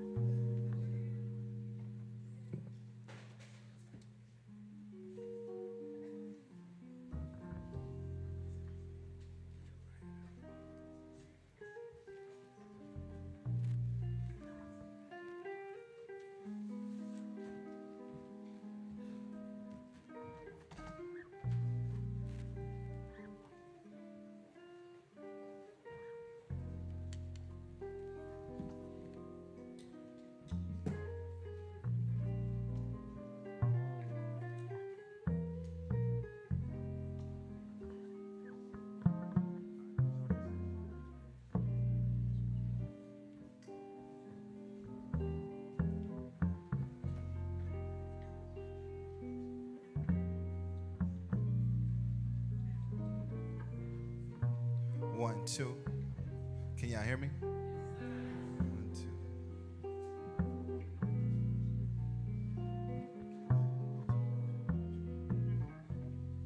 This is a song.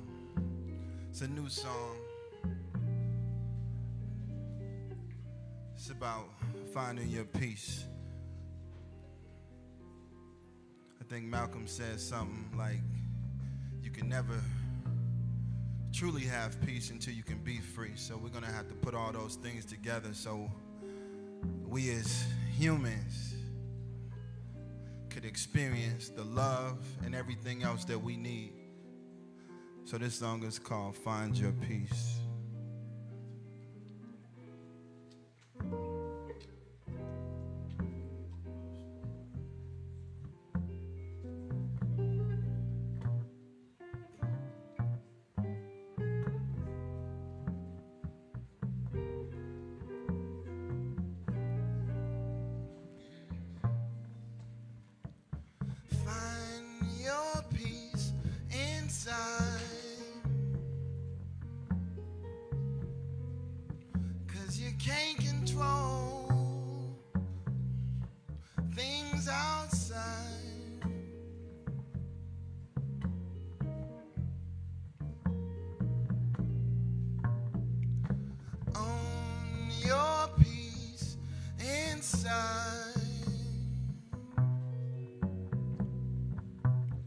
Situations gonna test you, free your mind.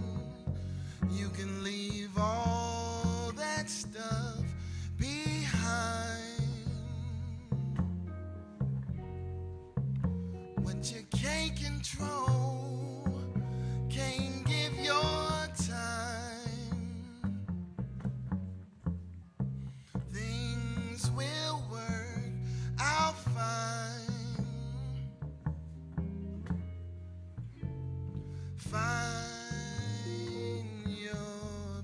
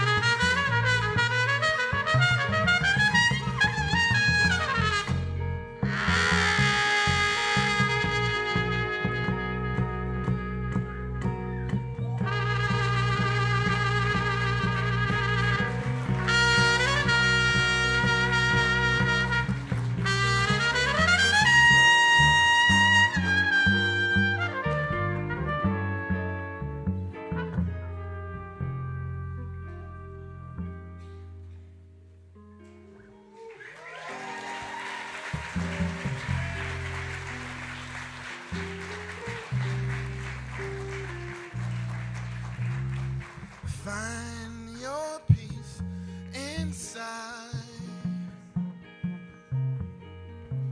'Cause you can't control things outside.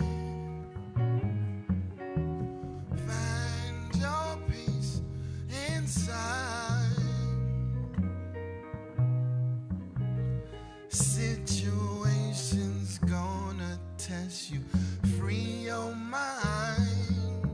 You can leave all that stuff behind. What you can't control, can't give your time. Things will work out fine.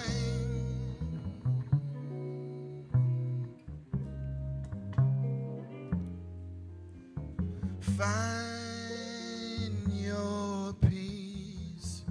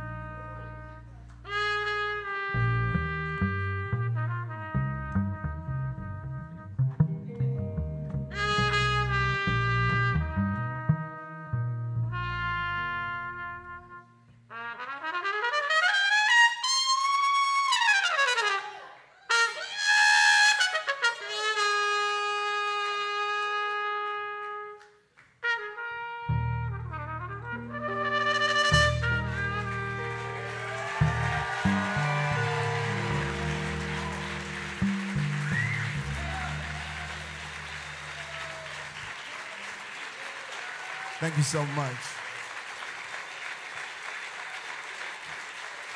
Matt Sewell on the guitar and John Michelle on the bass.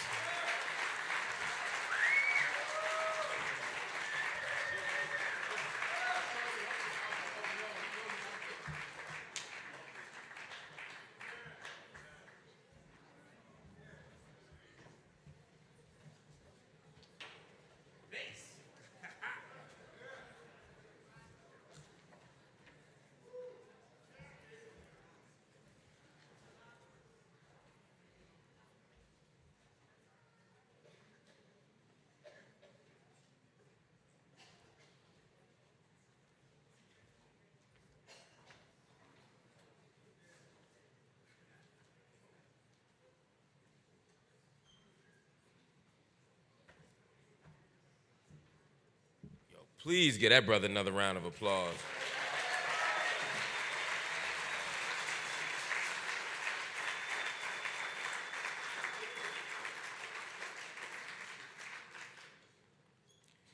Frederick Joseph.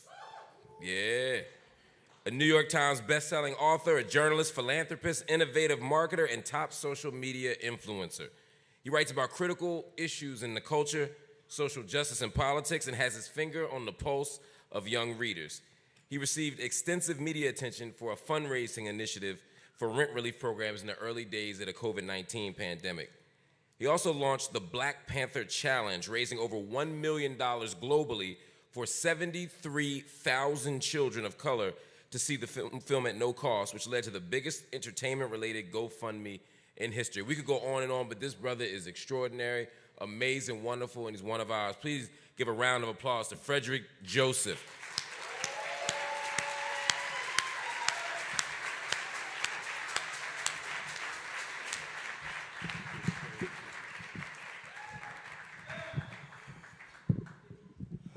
man.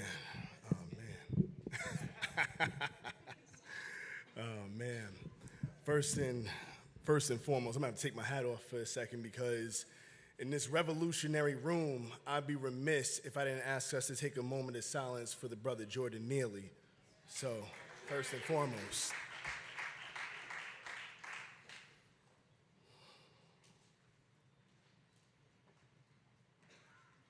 Thank you. Put the hat back on. I'd also be remiss if I didn't first start by saying it's not lost on me that this honor, this humbling honor, I'm the only man to be receiving this. I'm surrounded by 4 brilliant black women, right? Which is a testament to the work of Dr. Betty Shabazz and the entire Shabazz family, the brilliant black women that got us here. Now, of course, I heard you all evening. I couldn't not recognize. I got you. Love you. Thank you so much. Now, my story is interesting. So I come from Yonkers, New York. And in Yonkers, New York, I learned something very young. I learned something very young in Yonkers. The United States is good at a few things. We're all familiar with them. The prison industrial complex, the military industrial complex. But in Yonkers, I also learned that the United States is really good at the self-hatred industrial complex. And I'm someone who fell in that trapping, right? I remember I was a kid when I heard about the brother Amadou Diallo. I remember watching the news, going to school, hearing all these different things. And what I learned from that at a young age, I remember telling my mother, I said, I hate being black. I said, I hate being black. Because that's what the United States, that's the most insidious aspect. That not only does it want to destroy you, it wants you to destroy yourself. But my uncle, he had this box of VHS cassettes. He said, let me get at him for a second. Brought me over to the house, put on one of those tapes. He said, this is Brother Malcom X. And from that moment on, Brother Malcom X gave me the words I needed to love myself. To love myself. And in that way, Brother Malcom X gave me a black future. And then along the way, I took that love and I found Dr. Sister Betty Shabazz, who taught me how to take that love and put that love into action, right? Because I don't think we talk about that enough, right? I think earlier Dr. Hill said that black women oftentimes take their trauma and they turn it into something else, right? I think we don't talk enough about what the good sister Betty Shabazz did, because she saved my life. She saved my life, right? Because I didn't know where to take and put all that love. I didn't know where to put it, but she did. And so I learned about her work on a regular basis, not just Brother Malcolm's, right? And so all that work I was doing actually led me here. Led me here, not tonight, but 7 years ago. 7 years ago, I came to this very same event, and I haven't told anybody this at the Shabazz Center yet. I was waiting for tonight. I came to this event. You could look in the registration and all that. I was here. I wasn't up here. I was back there. Maybe I was standing. I was here, though. And I walked out of the event, and I started crying as soon as I left. And I said, because I want to be worthy of the type of love that Brother Malcolm and Sister Dr. Betty Shabazz gave us on a regular basis. How can I show them that I am the flowers of that love? By giving that love back. And that got me here. And that got me here.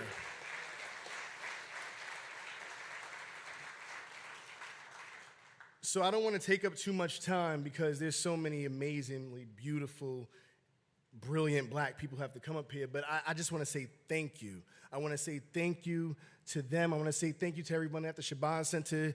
Spike, I want to say thank you to you because your films, your films helped offer me the imagination of a storyteller, which got me my New York Times bestsellers. Thank you, Spike. Thank you. Thank you to all of you for this honor. I am deeply, deeply humbled. The work continues. The work continues. Thank you.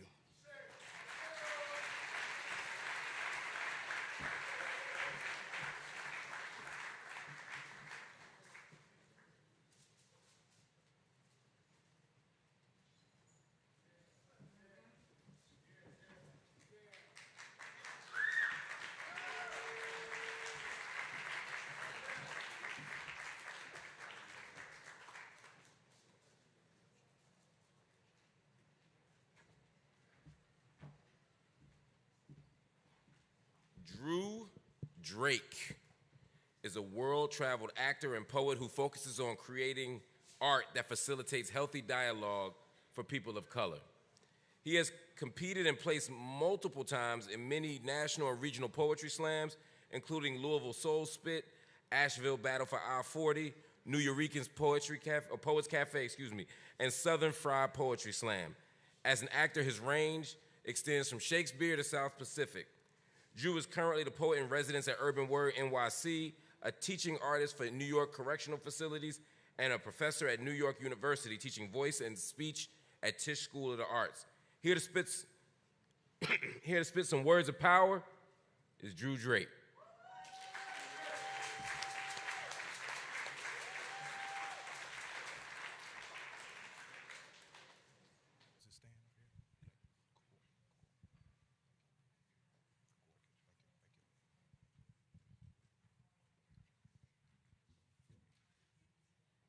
If you're feeling the love in the room, can I hear you say Ashe? Ashe? I said if you're feeling the love in the room, can I hear y'all say Ashe? Ashe? It is an honor, an absolute honor to be in this room with you all this evening. Shout out to Dr. Shabazz, the Shabazz family. Being in this space, it means so much to me. I actually want to speak on a time 2 years ago, this same very day, that I was outside and we were organizing an event here in celebration of Malcolm's birthday.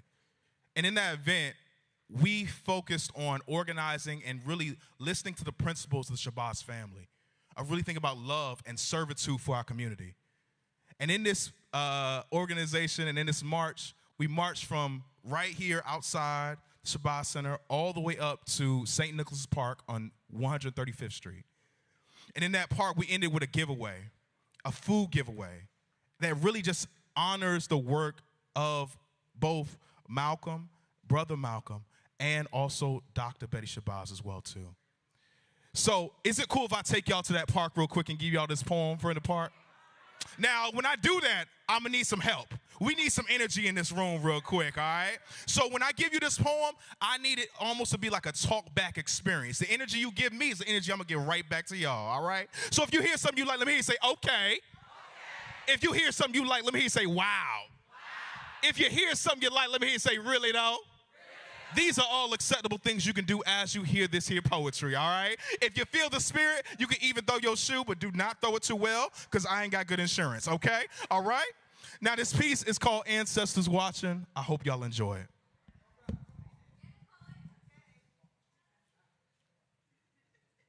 I know they're watching, ancestors watching. I know they're watching, I know. I know they're watching, ancestors watching. I know they're watching, I know. Can y'all sing that with me? I know they're watching, ancestors watching. I know they're watching, I know. One more time. I know they're watching, ancestors watching. I know they're watching, I know. I know Fannie Lou watching. Waiting for her son born of red clay to make a move. Waiting for me to take these hands out my pocket and make change, waiting with open palms and waiting with a clenched fist and waiting with a flick of the wrist, and it's amazing to watch the power of a pen. And if my big mama Fannie Lou Hamer were alive, would she not call it a privilege to use her bones as the pen at the ballot, to use her blood as the ink? Because this ain't even a poem no more. It's a declaration about how our vote is more than what we think. It's a day of reckoning, a century of a second, a symphony of moments. And we all know that music, it lives forever, right? So what side of the music score do you live on? But I know 2020 hit us all like a Satchel Paige curveball. It left me both enraged and numb, hopeful and pessimistic, believing and doubtful about my purpose and my existence. And for that, here I stand with feet that are chiseled in timidness. On those days, I'm reminded that even Jesus commanded a dead man to walk. So who am I not to speak light to the dead bones in my body? I'm going to speak to these feet like good old Shirley Chisholm. I'm going to organize these toes into motion. I'm going to command these heels, leave its footprint on Capitol Hill, because this vote ain't even a vote no more. This vote be the first brick thrown at Stonewall Inn. It be John Lewis marching in Selma in the midst of being beaten again. It be the theory of difference. It be Audre Lorde writing bars to dismantle systems. It be a day of remembrance of the Scottsboro 9, of the Central Park 5. It be Rosa Parks. It'd be September Clark. It'd be the red hot summer with all the black lives that were lost. It'd be the 4 little girls in Birmingham who died by a cross. It'd be the 9 who lost their lives talking to God by hate-filled bullets in Charleston. It'd be the honoring of Black Wall Street. It'd be the resilience of Ferguson. It'd be the protests that last every single night. It'd be for Breonna Taylor. It'd be for George Floyd. It'd be for Elijah McClain. It'd be for Tony McDade. It'd be a push to stop the ever-evolving list of all these added black names. It'd be change. And most importantly, it'd be this song that say, I know they're watching, ancestors watching. I know they're watching, I know. And when it's all said and done, what will be your answer to the ancestors? Even Brother Malcolm right here on the 98th birthday, and all the glorious ancestors who are waiting and watching you. Ashe.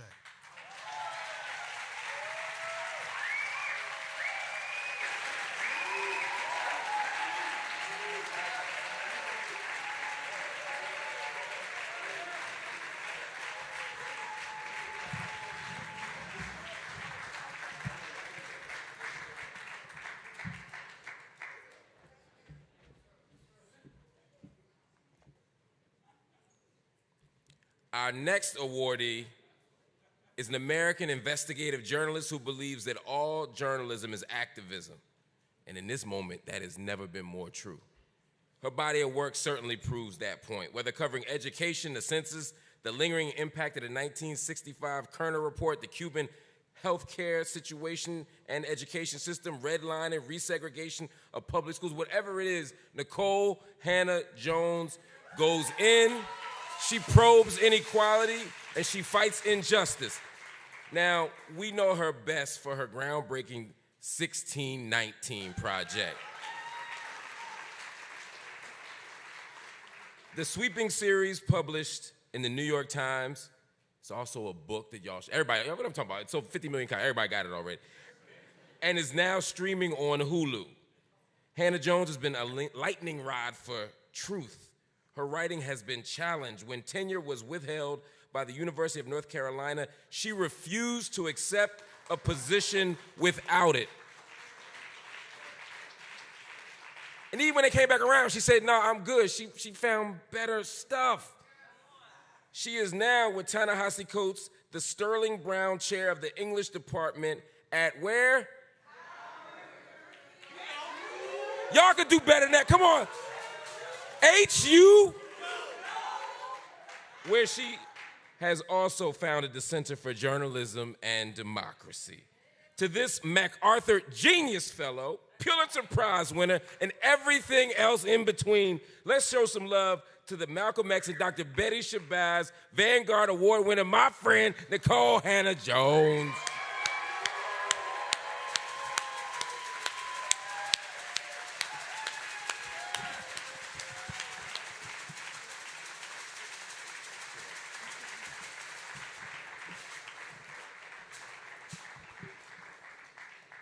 Thank you.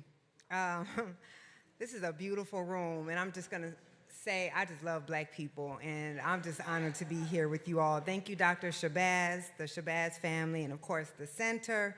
I think my sis, oh, there you are. As a black girl from Iowa, I know how it feels when people are surprised that there are black people, but as I say, there are some of us everywhere, right? And I definitely am a child of the migration, and it sprinkled us all over this country.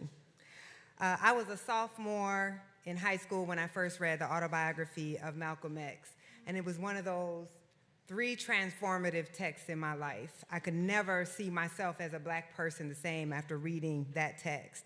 A year later, I sat in a movie theater in Waterloo, Iowa, captivated by Mr. Lee's brilliant storytelling in Malcolm X. And to this day, anybody who knows me, anybody who knows me knows that's my favorite movie. I've watched that movie so many times, and I just was watching it recently on Delta.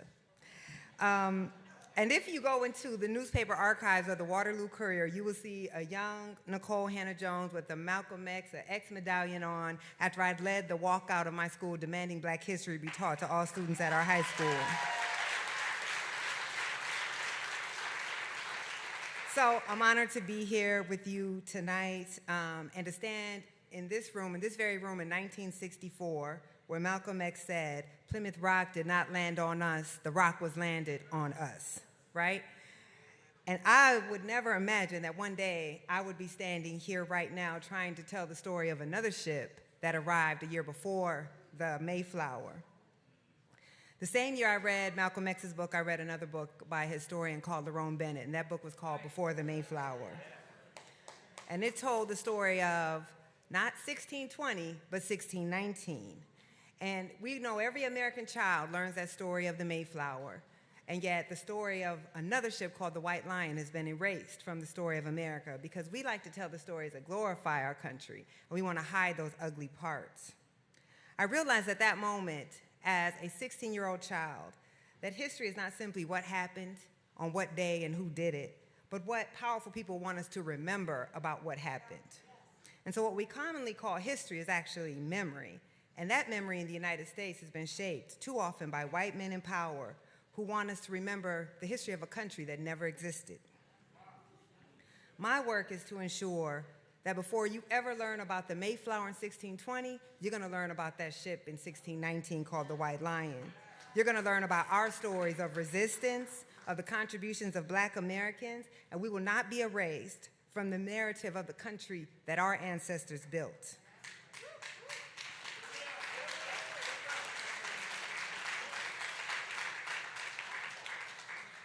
So to stand here in this very space, on this hallowed ground, is an incredible honor. I am an honor to be here with all of the honorees tonight. And I think about that book 30 years ago, how my life has been inspired by Malcolm X, inspired by Lerone Bennett, inspired by all of the truth tellers. And then we see why they're trying to ban our history, right? Because once you learn your history, you don't accept your place. Once you learn your history, you challenge the way the power is wielded against the vulnerable. So that's why they want to outlaw our history, because history will radicalize us. History will open our eyes. There's a reason we're the only people in the history of the United States for whom it was ever illegal to learn to read and write. Because we know, right, that education leads to liberation. And you can't keep people down who understand their history.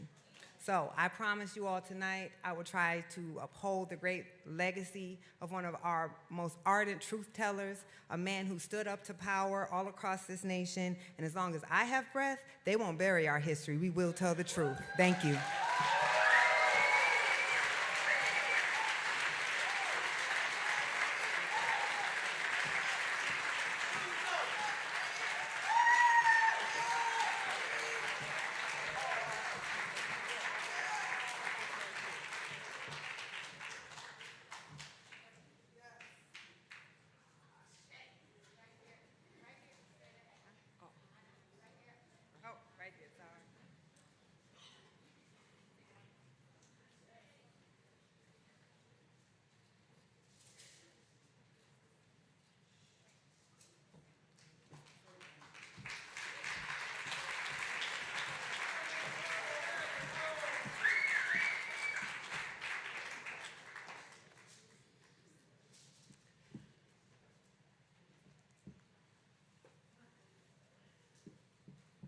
Here we are.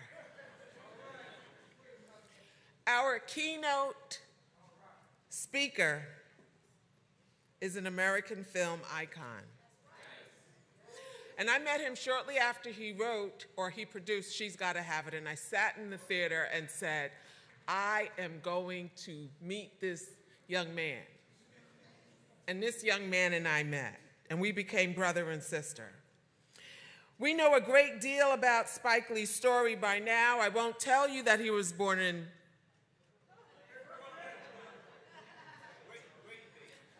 beautiful. A graduate of Morehouse College and NYU's Tisch School of the Arts, breaking the rules from his first film, The Answer, a reworking of D.W. Griffith's notorious film, Birth of a Nation, then his award-winning Joe's Bed-Stuy Barbershop, We Cut Heads, which won a Student Academy Award, his first feature film, She's Gotta Have It. It disrupted the industry with its envelope-pushing topic, vivid color, and eclectic style.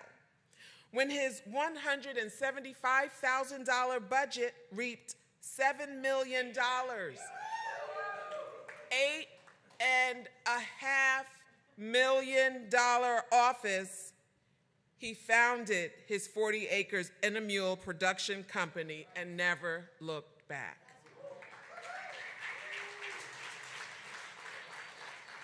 Take a moment to think about your favorite Spike Lee film.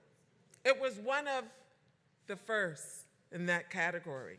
From School Days and Do the Right Thing to Inside Man and the Black Klansman. Or how about his documentaries about the struggle, like Four Little Girls and When the Levees Broke?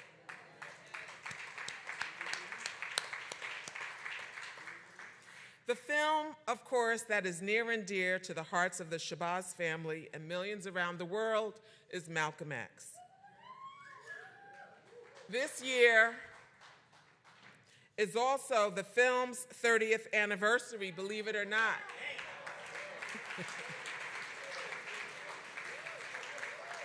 And most of us didn't really know about Malcolm X until we watched the film. And that 3-hour film for a nation of supposedly microwave, attention deficiency people, we sat and watched for 3 hours. And I know most of us here and those of you watching can't believe 30 years have passed us by just like that. Spike's inspired direction of Denzel Washington's portrayal of Malcolm X was brilliant. A fitting historical artifact that will enlighten, entertain, and educate for generations to come. Spike Lee speaks his truth boldly, he displays his artistry courageously, he loves our people generously, and he lives his convictions out loud and in blazing color. We are thrilled that you are here with us on this special day, my beautiful brother. Please get on your feet, ladies and gentlemen, and you too at home, and make some noise for the cinematic warrior.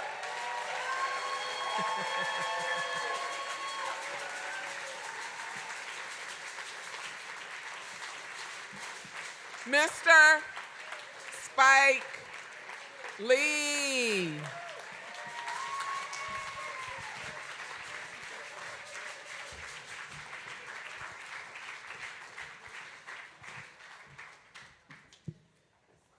I want to thank everyone, thank the honorees, and it's an honor to be here. I want to thank Dr. Shabazz and Shabazz family. I'm not a keynote speaker, come to say what I got to say, and that'll be it.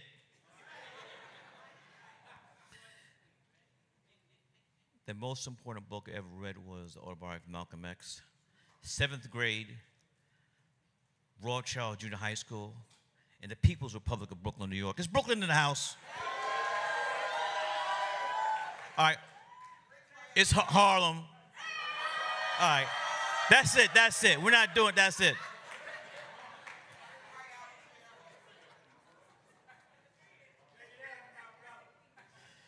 You know what, though? Can we have a moment of silence for Mr. Harold Belafonte? And Mr. Jim Brown, who passed today, too. Some of you might have heard that Jim Brown passed away today.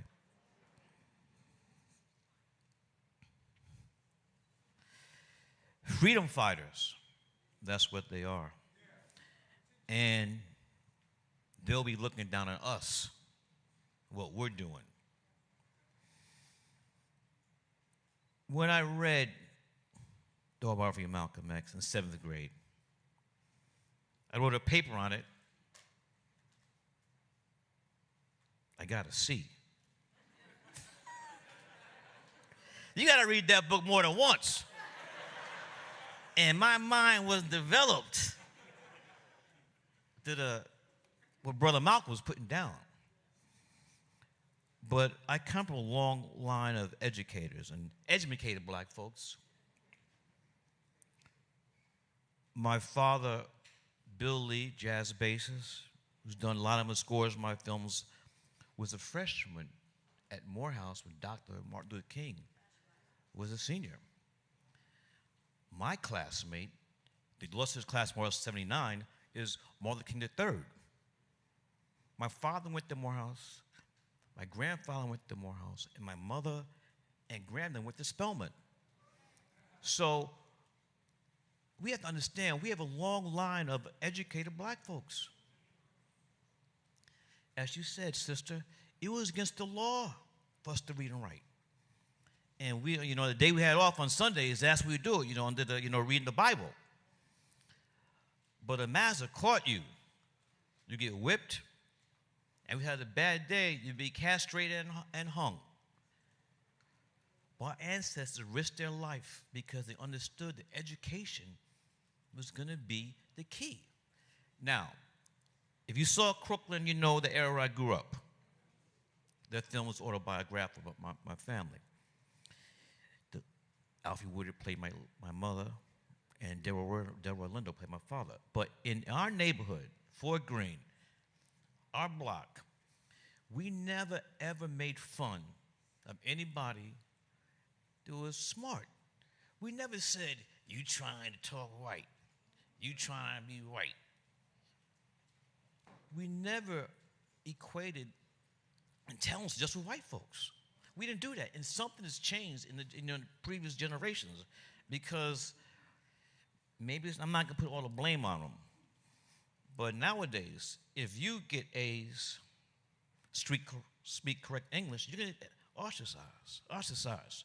You try and be white. And then if you're on the corner drinking a 40 with your pants hanging off your skinny, rusty ass, excuse me, then you black, you down, you ghetto. What you are, you're ignorant. And something's happened where this whole thing is twisted, where we equate the younger generation intelligence with being white, or ignorance with being us. That's not us. Our ancestors risked their life to be educated. We cannot let that go. So I'm going to go to the film. The making of that film was the hardest thing I ever had to do. And the great Marvin Worth bought the rights from Dr. Betty Shabazz. Way back. And for 20-something years, he tried to get it made. Several directors, several actors, and finally, Norma Jewis was directed with Denzel. And when I heard that Norma Jewis was directing this, I said, hell to the nah. But here's the thing, though. I respect Norman Jewis because it was his job. He gracefully bowed out. He didn't have to do that. And so once we got that, I knew we had to do the film. But from the very beginning, we didn't have enough money. I put half my salary into the film. Warner Brothers knew it. We all knew it. But we're just going to go. I mean, this whole thing is, and, in the studio system, you got to get them impregnated. So we knew one day the money would run out. And Warner Brothers did not want the length of that film to be 3 hours. We knew it was not about ego to tell the many different lives that Malcolm led. We needed that time. We needed that time. And we went out, it's crazy. We showed the 4-hour version to Warner Brothers. 4 hours. We knew we would cut it down, but it was a day of the Rodney King verdict. So we're screening the film for Warner Brother executives, the 2 presidents, and the secretaries are coming in and out because LA's burning. But to their credit, they stayed throughout the whole 4 hours. And so it wasn't a long discussion because I think a helicopter came to Warner Brothers lot and took them to where they had to go. And they said, how long is the film to be? I said, it needs as long as, I said, how long is JFK? Because JFK was coming out. And they said, JFK is 2 hours. They didn't know I know Oliver Stone. I call Oliver. How long was JFK? He said, Spike, it's 3 hours, but don't tell them. I told you so. So we knew that we had to keep going. We did not cut the film, the length, and Warner Bros. Let the Bond company take over the film. All the people in post-production got registered letters saying you're fired. As I said before, I already put half my salary already into the film. So it was the lowest point in my life, with the exception of my mother dying. And Malcolm came to me. Self-determination, self-reliance. I kept thinking about that again and again and again. What does that mean? And then it hit me like a ton of bricks. I know some black folks that got some money.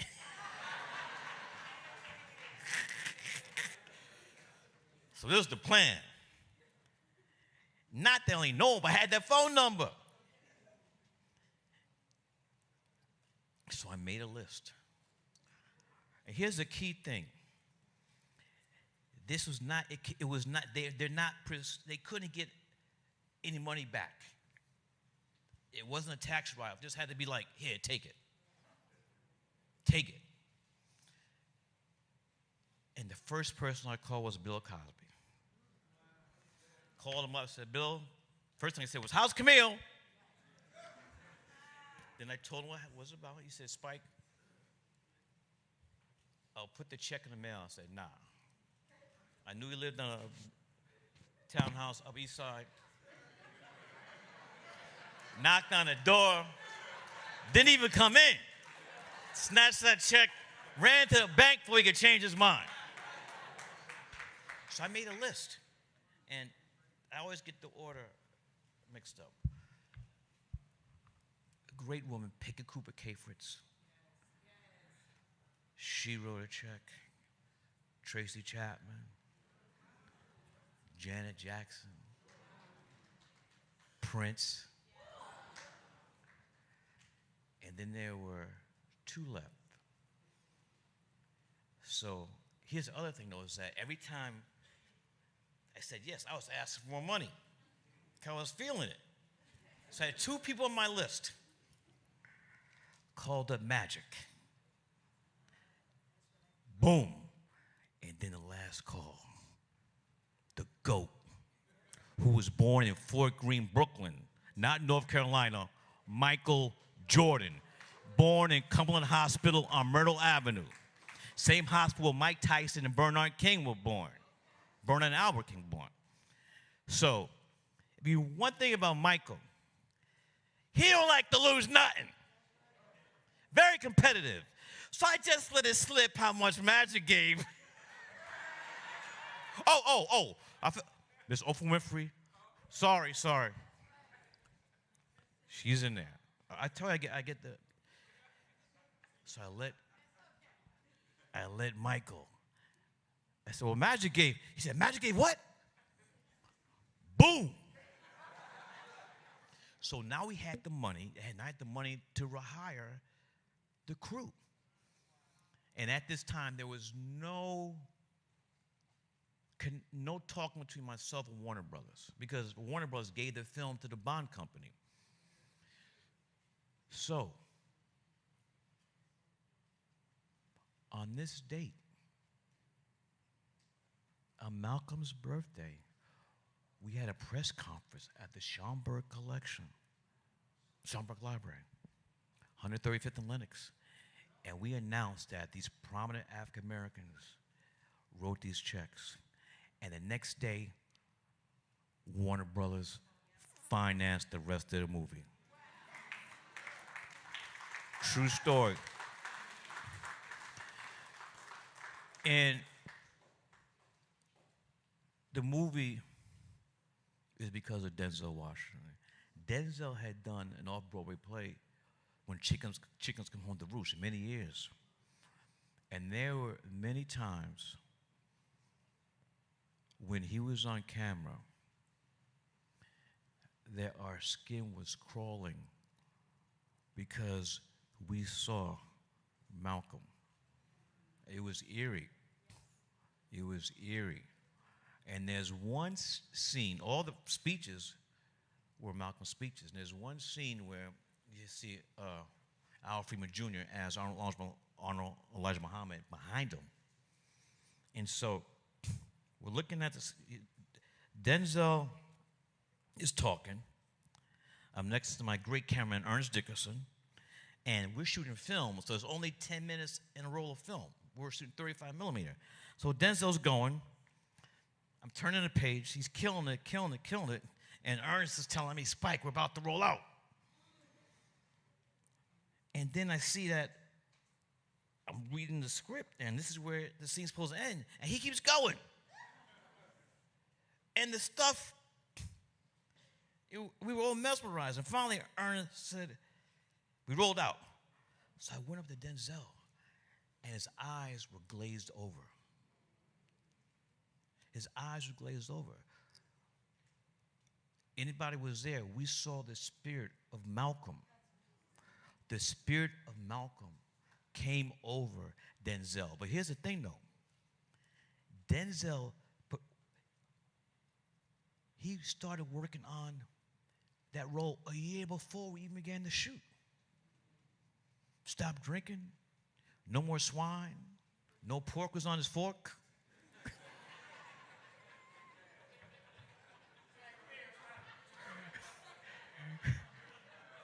We're not talking about Shorty now. But learn how to pray, read the Quran. He devoted his life to that role. So I'm not going to name no names. But a lot of these autobiographical films, you could put the makeup on and the hair, but that stuff is superficial. That performance happened because he put the work in. Denzel put the work in, and as Elisha said, it doesn't seem like 30 years, but that performance gets better every year. And it's a great travesty that Denzel did not win the Academy Award for that role. But let me break it down to you. And I'm going to use, you know I love sports, especially basketball. Who's your team, Philly? Oh, don't even talk. Fire Doc Rivers. Don't even come over here with that. Anyway, Jimmy Butler did a number on you, Miami. But anyway,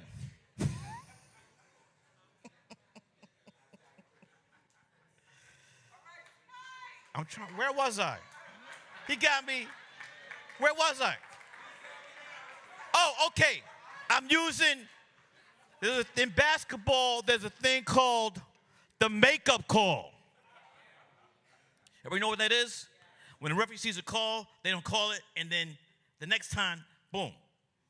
One of the greatest actors ever, Al Pacino. Give it up for Al Pacino.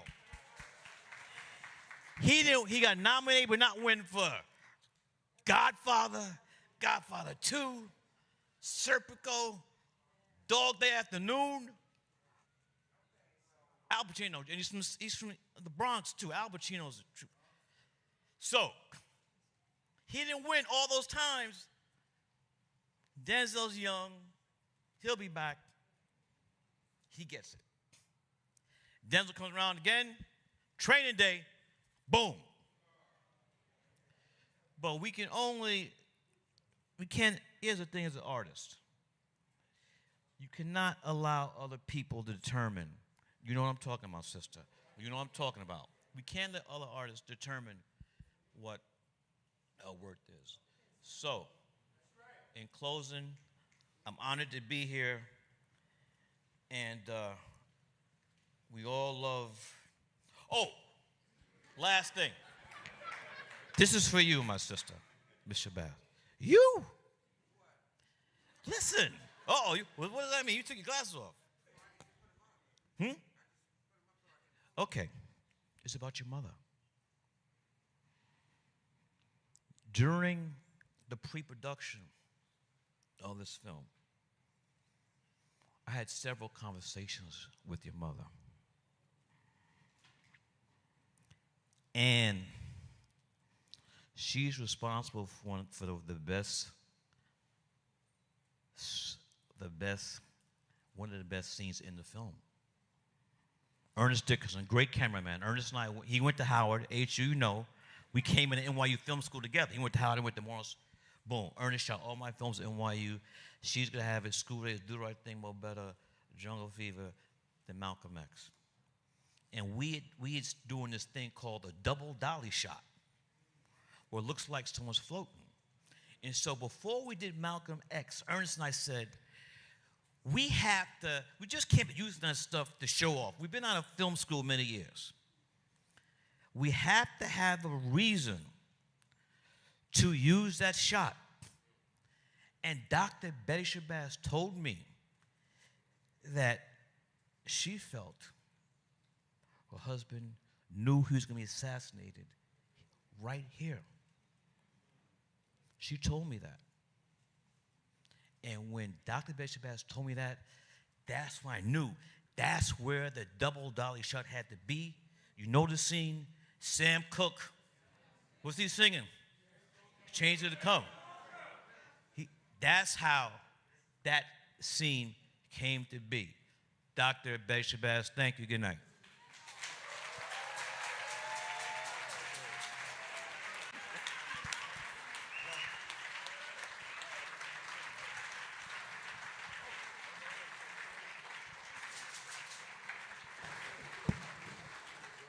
Yes, thank you. Oh, that's so beautiful. We love you so much, Spike Lee, and we appreciate you, don't we?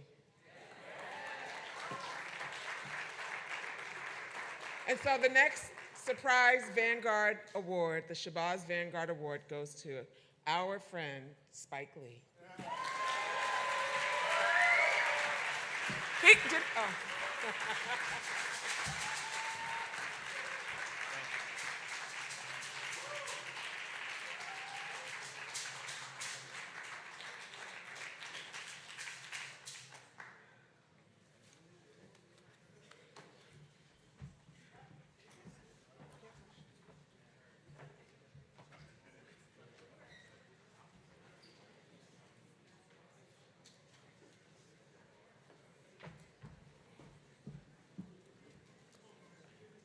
Give Spike another round of applause.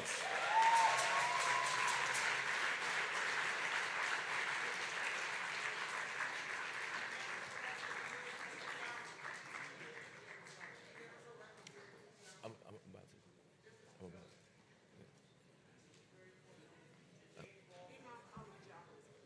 to. Yep.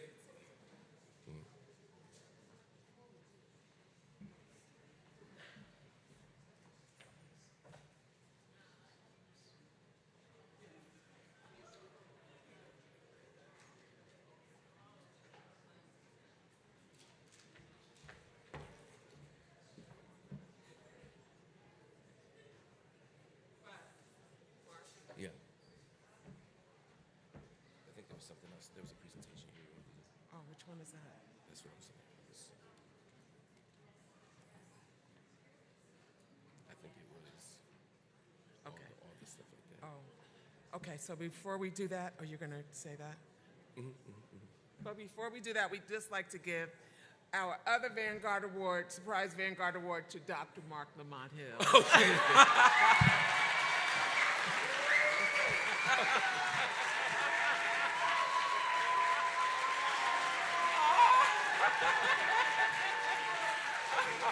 Where's our photographer? It was a surprise, and they don't know that they're supposed to. Thank you so much. Yes, because we love you so much, and we appreciate your work. Thank you. I was like, something missing in the book. That's why we over here. I'm like, let's go with the book. Wow. I ain't got a whole lot to say. I'm honored and I am overwhelmed, man. This means so much. I wasn't exaggerating when I said that so much of who I am and what I am is because of the legacy of Malcolm X and Dr. Betty Shabazz. I was about 12, 13 when I read the autobiography of Malcolm X. I had been reading for a long time. My mom said I started reading when I was 2. I think she's lying, but 2 or 3. And I read all kinds of stuff that you read when the school gives it to you. Dick, Jane, and Spot. Some of y'all old enough to remember them books. And See Jane Run, yeah. And so while I learned to read and I learned to use my imagination in all kinds of ways, I never appreciated what was possible until I read the autobiography of Malcolm X. And when I picked that book up, I haven't been the same since. And I read the book and I was taught the power of transformative love. I was taught the power of Black women in the lives of us, whether it was Malcolm's mother, whether it was his sister, Ella, whether it was his beloved wife, Dr. Betty Shabazz. I learned what was possible. I learned what was possible when you take education seriously, but not just any education, but a radical education, an anti-colonial education, a liberatory education. I learned what was possible. When Malcolm walked out of that prison in 1952, he could have done lots of things, but he recommitted himself to organizing and to an organization. Just like when Nelson Mandela walked out of prison after so long, he rejoined the ANC, this idea of being committed, not just as an individual, but as a collective, is so important. I learned that from Malcolm. I learned from Malcolm that you could be any and everything you want to be through that power, through that transformative love. And lastly, I learned that the final story of us is never told. We can continue to fight for radical justice. The reason we fight for these children out here is because we don't know who the next Malcolm is. We don't know who the next Betty is. We don't know who the next Angela is. We don't know who the next freedom fighter is. And instead of looking for a single one, we have to presume that these acres of diamonds are in our own backyard, everywhere. That's why we fight for everybody. So when I stand in the Audubon ballroom, I get chills. When I stand in the room where Malcolm was assassinated, a room where Yuri Kochiyama, a member of the OAAU, by the way, I didn't mention that earlier, was literally held Malcolm as he passed away. As I sit in this room where so much magic has happened, I'm honored to be a part of the tradition. I'm honored to talk to you all tonight, but most importantly, I'm honored for this award. I'm not sure I deserve it, but I'm hoping to live up to it as we move through. No, I mean that sincerely. It's not fake humility. There's some extraordinary people up here. And this is an extraordinary legacy, and I think all of us have to fight to live up to it, and I hope that one day we make the ancestors proud. I want to thank you all. God bless you.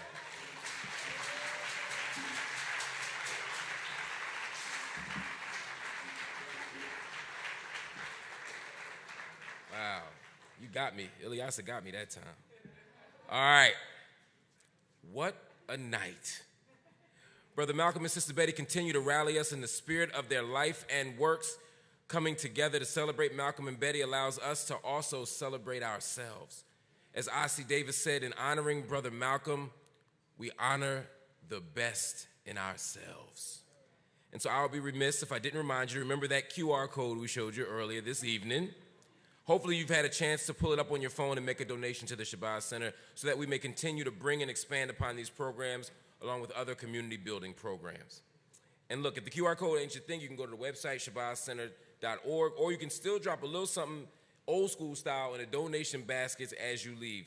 Be sure to visit the website. You can get t-shirts, hoodies, books. And finally, we're going to bring up, I will do this. We will, actually, let me thank some folk really fast. I want to thank the speakers. I want to thank the performers. I want to thank the award winners. I want to thank the sponsors and partners, particularly Jolo's Restaurant from New Rochelle, Make Me Cake for the wonderful cupcakes, Sabine Poussin, I know I messed that up, I apologize, for these beautiful floral arrangements, the staff and production team, DigiGeeks Collective, Claudia Hayden, our amazing event producer, Sharice Stansel Ashford, Dr. Anne-Marie Weathers, our executive of directors, the board of directors, and of course you all, the village.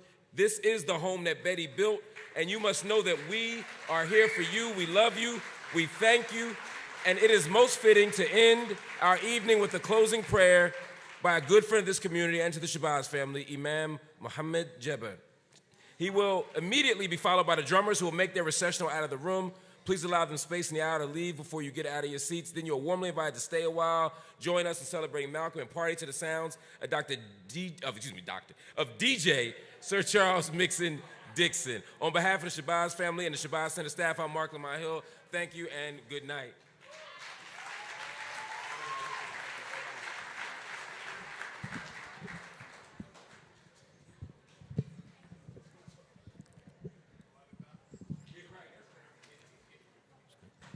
Bismillah ar-Rahman ar-Rahim. First, I would like to introduce myself so that I don't stand before you this evening as a stranger. We have in our traditions a saying, Alf aduwin kharij al-bayt, wala aduwin dakhila. There's 1,000 enemies on the outside of the house, and there is none on the inside. I stand here today as family, and before I pray for our dear brother Al-Hajj Malik Shabazz Malcolm, I'd like to introduce myself. My name is Muhammad bin Hisham Jabir. I was 9 years and 1 month old upon the assassination of Al-Hajj Malik Shabazz. And I am the son of Al-Hajj Hisham Jabir. This is the record barrier of Al-Hajj Malik Shabazz Islam. He is the one who took the initiative to perform and officiate his funeral. We have been connected to the Shabazz family as early as the 50s because of our ancestral roots from Sudan. As we know, Malcolm went to Sudan in the 50s. It was Sheikh Hassoun, who was Malcolm's personal teacher from Sudan. He is the one who washed and shrouded the body of Al-Hajj Malik Shabazz, preparing him for his next journey. It was Muhammad Surur al-Sabban who facilitated the resources to support the Muslims Incorporated, and 2 of his children, the twins, Malak and Malika, bears the middle name Sabban. And as the son of Hajj Hisham Jabir and the brother of Imam Ali Jabir, who also officiated the janazah for, or the funeral for Malika. We are the gatekeepers to ensure that our dear brother Al-Hajj Malik Shabazz and his conversion to Islam will always be acknowledged and upheld, and that he was a champion for social justice. And that is our plight from henceforth, to keep the connection with the Shabazz family. And I thank you, Dr. Ilyasa, for again allowing me, the Shabazz family and the Shabazz Center, to represent our brother in the light of Malcom X, Haj Malik Shabazz.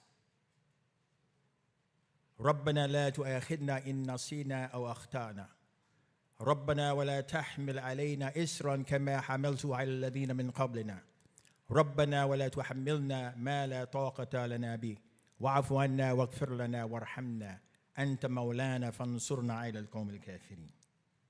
And I like to do this in translation. O God Allah, He does not burden any soul with more than it can bear. Each gains whatever good it has done and suffers the consequences of bad deeds. Our Lord, do not take us to a task if we forget or make mistakes. And do not burden us as you have burdened those before us. And grant us the strength to endure. I thank you again, and may the peace and blessings of Almighty God, Allah the Most High, and His guidance be with all of you. And I greet you as our dear brother Haj Malik Shabazz would open in all of his dissertations, Assalamu alaikum.